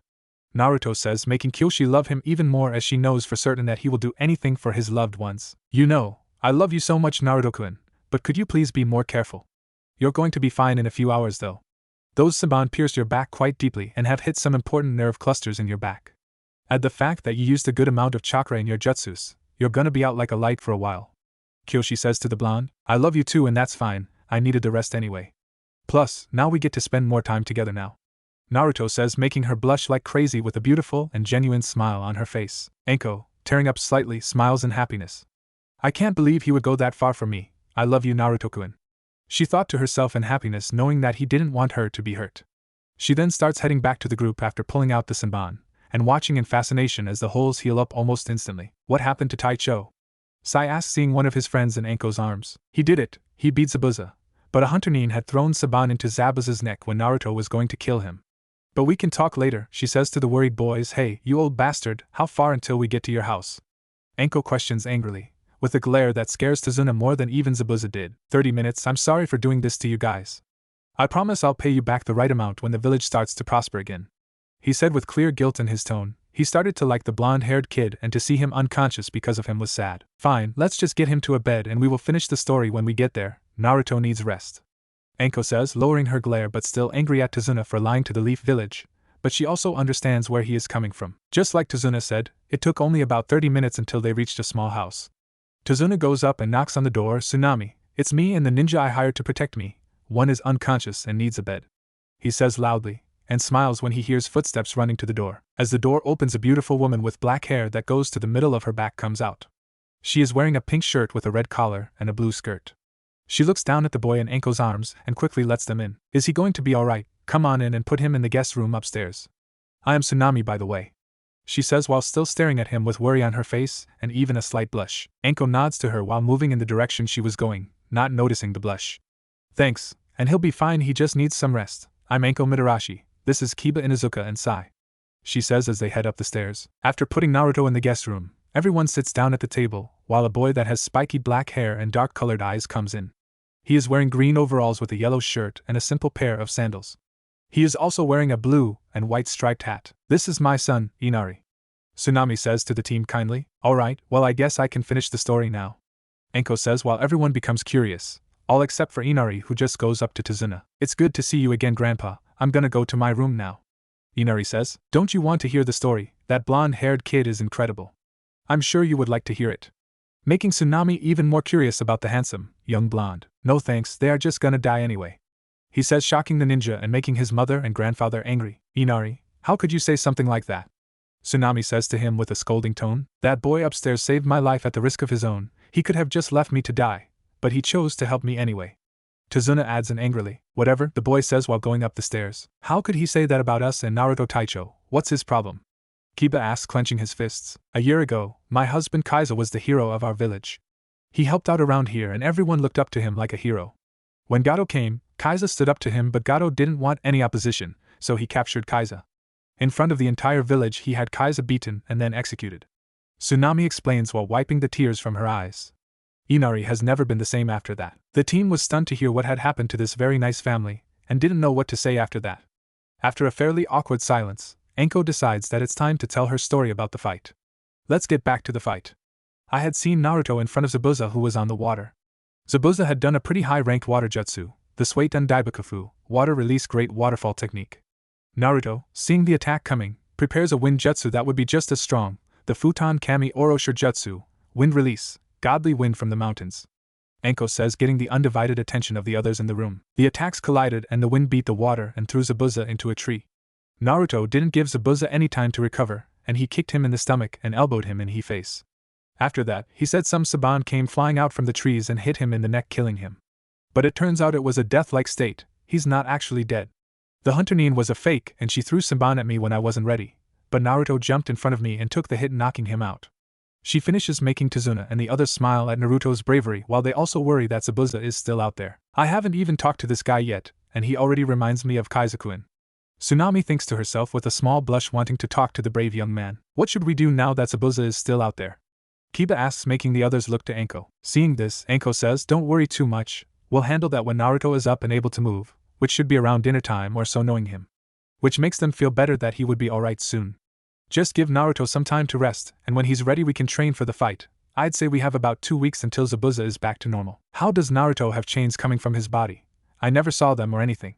Tsunami asks curiously, as they were also mentioned in the previous battle they were told about. It's a bloodline limit from the Uzumaki clan, that is simply called the chakra chain bloodline. Anko explains simply as she and the rest of the team finally get some rest. Waking up, Naruto opens his eyes to see the same woman that opened the door for the team, but being unconscious he hasn't met her yet. Looking into her beautiful dark eyes, he asks, "Are you an angel?" He then suddenly remembers that he's not dead and blushes in embarrassment. But not as much as Tsunami does. An angel, he thinks I'm beautiful, that's so sweet. No, I'm Tsunami, I'm Tazuna's daughter. She replies with a beautiful smile and a pink tint to her face. Oh, I'm Naruto Uzumaki, thank you for letting me and my teammates stay here. He says awkwardly while looking at her eyes. She has beautiful eyes. No need to thank me, Naruto-san. In fact, thanks to you, my father came back safe and sound. I heard about your fight and I'm very grateful to you. She says, making him blush in embarrassment. He just smiles at her and rubs his head sheepishly, making the woman stare at his bare chest and blush harder. Dinner is ready, so I thought I could come and wake you up, plus I would like to thank you again. My father said that if you didn't come then the others wouldn't have either. He said that you inspired them to follow you. I think that's what makes the perfect leader, and I can't thank you enough. She says to him with a small bow. Please, no bowing to me, stand up. I find it kinda awkward when people bow to me. And I wasn't alone in helping, my teammates and my sensei were there just as much as I was. Naruto says, making her smile at how modest and kind he was. Well, come down and get some dinner. I hope you like it. I did the best I could so you could recover your strength. Tsunami said, but what she didn't say was that she cooked as good as she could to try and impress the young man. I'm sure I will enjoy it, thank you. He responds politely as he follows her lead down the hall. When both Tsunami and Naruto enter the kitchen, the whole table just lit up from seeing their friend walking in. Naruto-kun! Anko yells and glomps him, but remembers that others are around and blushes. But while she was doing that, she misses the slight glare she gets from Tsunami. Whoa, what's going on between you two, huh, sensei? Kiba asks jokingly, while also snickering. Shut up, mutt, none of your business. Anko says a bit angrily, while still hugging Naruto as she is too happy to care that others are in the room. Has Kiba's awkward laugh in reply, not wanting to make Anko angry, as he looks away from them. Seeing this, Anko smirks. That's right, mutt. Anyway, we should all start some training today, so let's go into the woods for it after dinner. She said as they would be rested enough after that. Naruto, leave some clones behind at the house to protect the others while we go out. Anko said later as they left the house after dinner. Got it is his reply as he does just that and follows them out the door, waving at Tsunami as she blushes a bit and waves back at him. He's so handsome, but am I too old? I don't know what to do, she thinks to herself. As the team gets out into the woods a bit, Anko stops and turns to them. Alright guys, this is a chakra control exercise that focuses completely on pure control. Take out a kunai and hold it in your hand. You must use your chakra to make the kunai stand up in your hand. Keep it perfectly still, she says while taking out a kunai and showing them what to do. ENBU are taught how to do this training to prevent any accidents. If you use too much chakra, the kunai will shake violently and shoot upwards. Using too little, the kunai would wobble a bit before falling back down. Understand?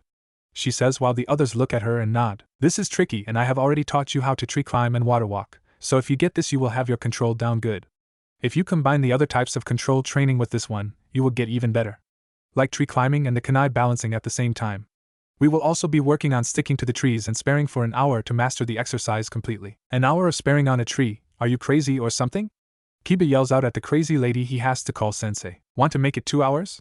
She shoots back with an evil grin on her face, shutting him up really quick, and they all get ready to work. Good, and Naruto, I want to talk to you after training today. Anko says a little nervously, which Naruto picks up on. Alright Anko-sensei, I'll see you then. he says with a smile. Maybe I could tell her how I feel. He thought a bit nervously.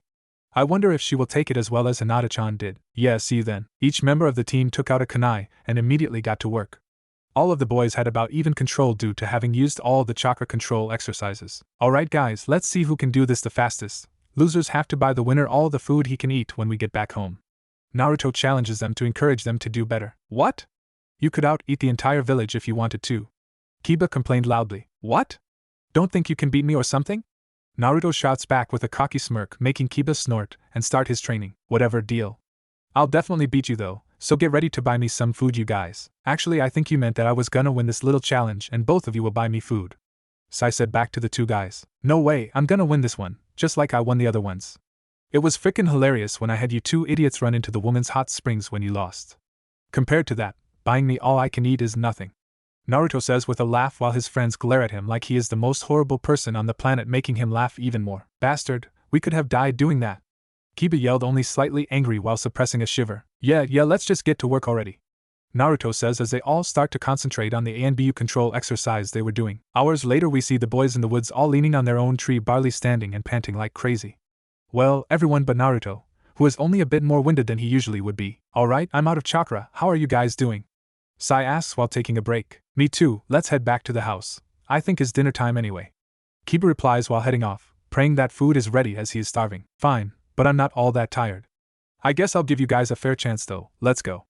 Naruto says jokingly as they walk back to the house together. As they enter the house they all practically fall into their seats across from their sensei, making her smirk. Out of chakra already, how far are you guys at now? Enko asked them with a grin. I held the kunai up for a minute almost. Naruto says proudly as he had trained very hard to get his chakra control down right. I barely got mine to stop wobbling for like 25 seconds. Kiba says groaning that he might lose another challenge. I got mine to stay still for about 30 seconds. Sai says also not happy with the thought of losing the challenge? At least me and Kiba will be splitting it. Wow. Not bad guys, try to have that done in the next 3 days with holding it up for a half hour and then fighting on the tree for an hour for the rest of the time. Or maybe we could do the fighting on the water if you're done early. Enko says with her trademark grin on her face. Naruto, let's head outside real quick before dinner. Alright, let's go. As they get outside, Enko leads him out to the dock behind the house and turns to him. How do I say this? She thinks nervously as she had never done this before in her life. I'm really glad that you saved me from taking that hit by those Saman.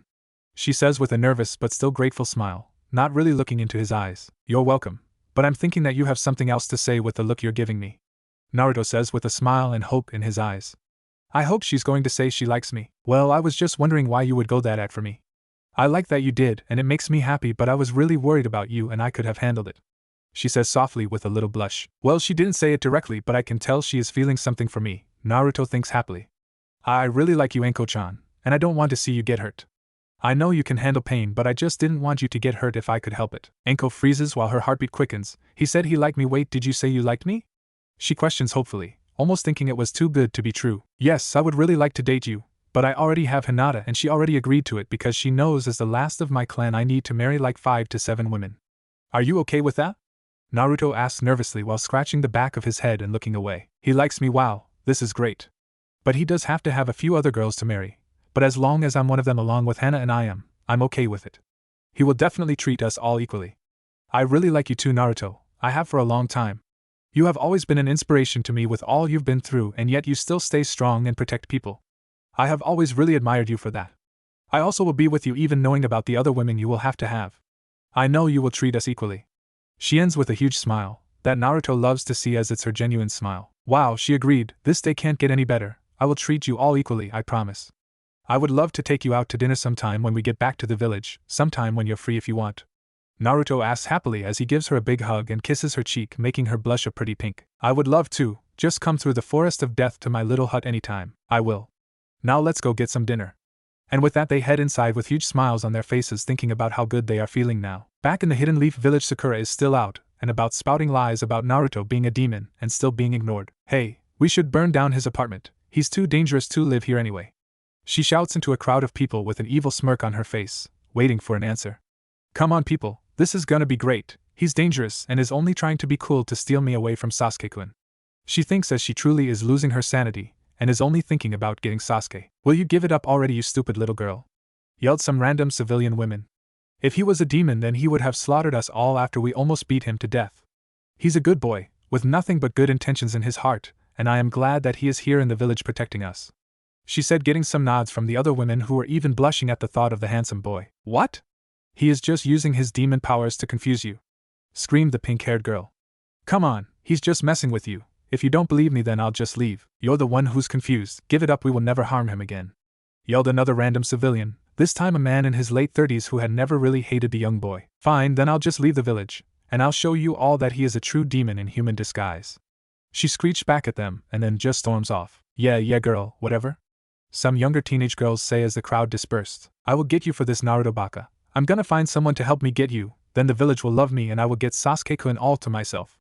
She thinks that she is packing her things to leave, not even caring for her own parents.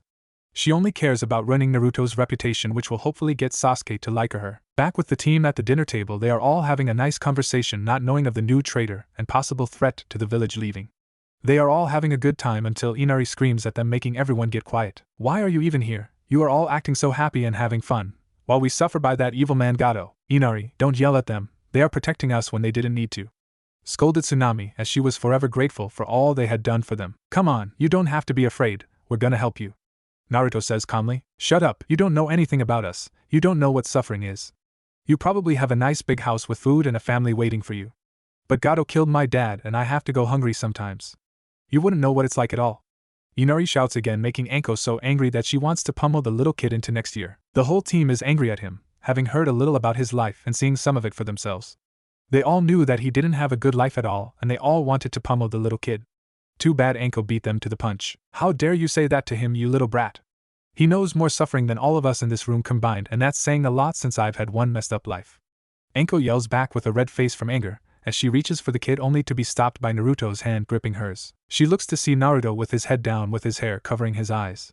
He then pulls her hand down to his side and looks up, making all the people feel sad at seeing the pain in his eyes. A boy like him shouldn't have eyes like that at that age. What happened to him? Tsunami wonders as tears come to her eyes. Well, his eyes, Inari thinks while regretting what he said. Maybe I was wrong about them. It must have been hard to live like he did. The others in the room thought sadly while waiting for their blonde captain and friend to speak. Have you ever felt so helplessly weak knowing that you just might not be strong enough to pull yourself back home at night? Have you ever been soaked in your own blood waiting for death, just wanting it all to end? He says softly, making the girls in the room burst into tears. Inari also starts to cry and the other guys have water in their eyes and their heads down in silence. Have you been beaten, stabbed, used for target practice, burned? Have you ever went without food for weeks on end, eating only garbage and some small animals? Have you ever been glared by almost your entire village and not know why? Have you been called names by those same people all the time when you walk by? Have you been refused service to most places in the village, and when they actually let you in, you would be triple charged for broken things or rotten food? He speaks with a slightly more forceful tone. I have felt all of these things. I know what pain and suffering is much more than you do. I have grown up a hated orphan, so I don't know what it's like to lose a parent. I am sorry for your loss, but you have your older sister here, and your dad while I had nothing. Tsunami, despite the situation, blushes as the comment about being Inari's older sister. Well, I guess I'm not too old in his eyes then. Why does the thought make me feel so good? We are here to help you whether you want us to or not. He continues as he stands up from the table and heads towards the door, only to stop and turn his head behind him with a small sad smile on his face. No one will suffer like I did, is the last thing he says to the family and team of ninja as he leaves them to sit in silence. Is that all true? Tazuna asks after wiping his eyes. Yes, but that was mostly the watered-down version of his life. Enko says sadly, he has so many hidden scars on his body you couldn't count them all. He hides them under a genjutsu so no one can see them. I think he is ashamed by them. She says sadly while wiping her tears and leaving the room with all the horrified people in the dining room. Oh my god, it was worse than what he said? How could they do that to him? Tsunami asks while finally breaking down and sobbing uncontrollably. I never knew. Inari says while running to his room to think about what he did. I knew it was bad but never that bad. He gave us an even more watered-down version before, but it was nothing compared to this one. Kiba says sadly while Sai just remains silent. Naruto is now walking around outside where they were training earlier. I don't think I should have told him that and made all the others cry. Do you, Kyoshi-chan? He thinks to Kyoshi, who had heard what he said. He had to learn that some people always have it worse than others. If you didn't tell him, he would always have acted that way to anybody. I think you did the right thing. So just do some training to take your mind off of the argument. Kyoshi says back softly. Good idea, I always feel better after some training. Let's get this kunai balancing thing down already. Yeah, just focus and you should be able to hold it for a couple minutes. I heard about your bet, and I think you did a good job of motivating them. You could out-eat the entire village and still be hungry after all, so no one would want to pay that much. She giggles at that, trying to lighten the mood. I don't eat that much, just a little more than the average family of 3.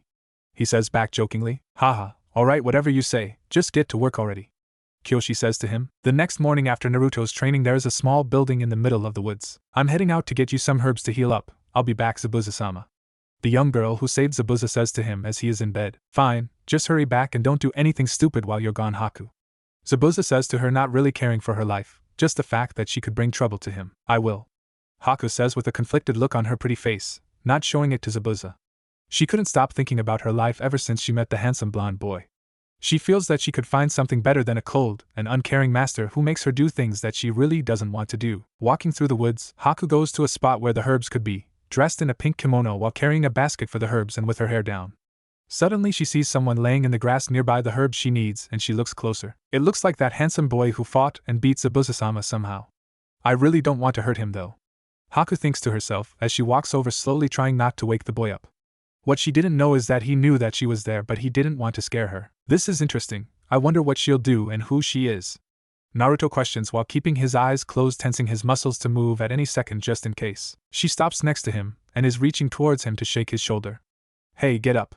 You'll catch a cold if you sleep here, she says kindly with a genuine smile on her face. Slightly stirring from his sleep, Naruto stretches and rubs the sleep from his eyes. Oh, hello Tenchi-chan, Naruto says with a smile, making her blush like crazy from his compliment, and more from his smile. God, he is so handsome with that smile, and he called me an angel, how sweet. She thinking to herself. Trying to control her blush, she stutters out, my name is Haku, what is yours? Naruto Uzumaki, nice to meet you Haku-chan, what are you doing here so early? Naruto questions innocently. I'm picking herbs for my friend, he has been injured recently, and is healing up. But I think I should be asking you that question. Haku asks with a light giggle, trying not to seem threatening to him. I was training, I must have fallen asleep before I went back to my client's house. Naruto says back to the girl. Training? Are you a ninja then? Yep, I'm a ninja alright, he said, proudly, making the girl giggle again. So do you want some help picking your herbs? Sure, thank you. Why were you training out here anyway? You seem pretty strong already. Haku asks and blushes some more when she remembers his skill and charisma. I'm pretty strong, I guess, but I want to be even stronger. Why? Do you have some precious people to protect? Haku asks. I think when someone has precious people to protect, that makes them truly strong. Though Zabuza helped me, I can't say that I really find him all that precious to me. She thinks sadly, as she was only really indebted to the man. Naruto then goes into his patent thinking pose, making the girl giggle to herself even more, while holding herself to the ground so she doesn't glomp him. I do have precious people, and I would give my life in an instant to protect them. I wouldn't be half as strong as I am now without them, he says confidently, making Haku's smile widen. Good, then you'll be very strong in the future, she says honestly as she starts walking away. Well, it was nice meeting a pretty girl like you, Haku-chan. I really wish you would not fight for Zabuza though, he says as he could fit the pieces together, which makes the girl freeze. How did he know I'm working for Zabuza-sama? She tenses her muscles to run as fast as she can. How did you know that? I'm not going to hurt you, Haku-chan. I just want you to live the life that you deserve and want. I knew you were working for him by the way you act. You have the grace of a ninja, added to the fact that you have the same hair and are the same size as the other person I saw. I would rather have you as an ally rather than enemy, he says calmly and truthfully. I don't sense any lies from him, and it would be nice to get to know him better, Haku thought with a small blush. Alright, I'll have to think about this, she says calmly, but her mind is really going inside out right about now. It was nice meeting you, Naruto-kun, she says and starts moving, but she remembered what she just said and freezes, hoping he didn't catch the kun suffix. Kun? He questions with a mischievous grin which makes her blush harder. I could get used to that. Well, that was fun, I can't wait to see him again. I just hope we don't have to fight, Haku thought to herself as she wandered back to her master while thinking about her future.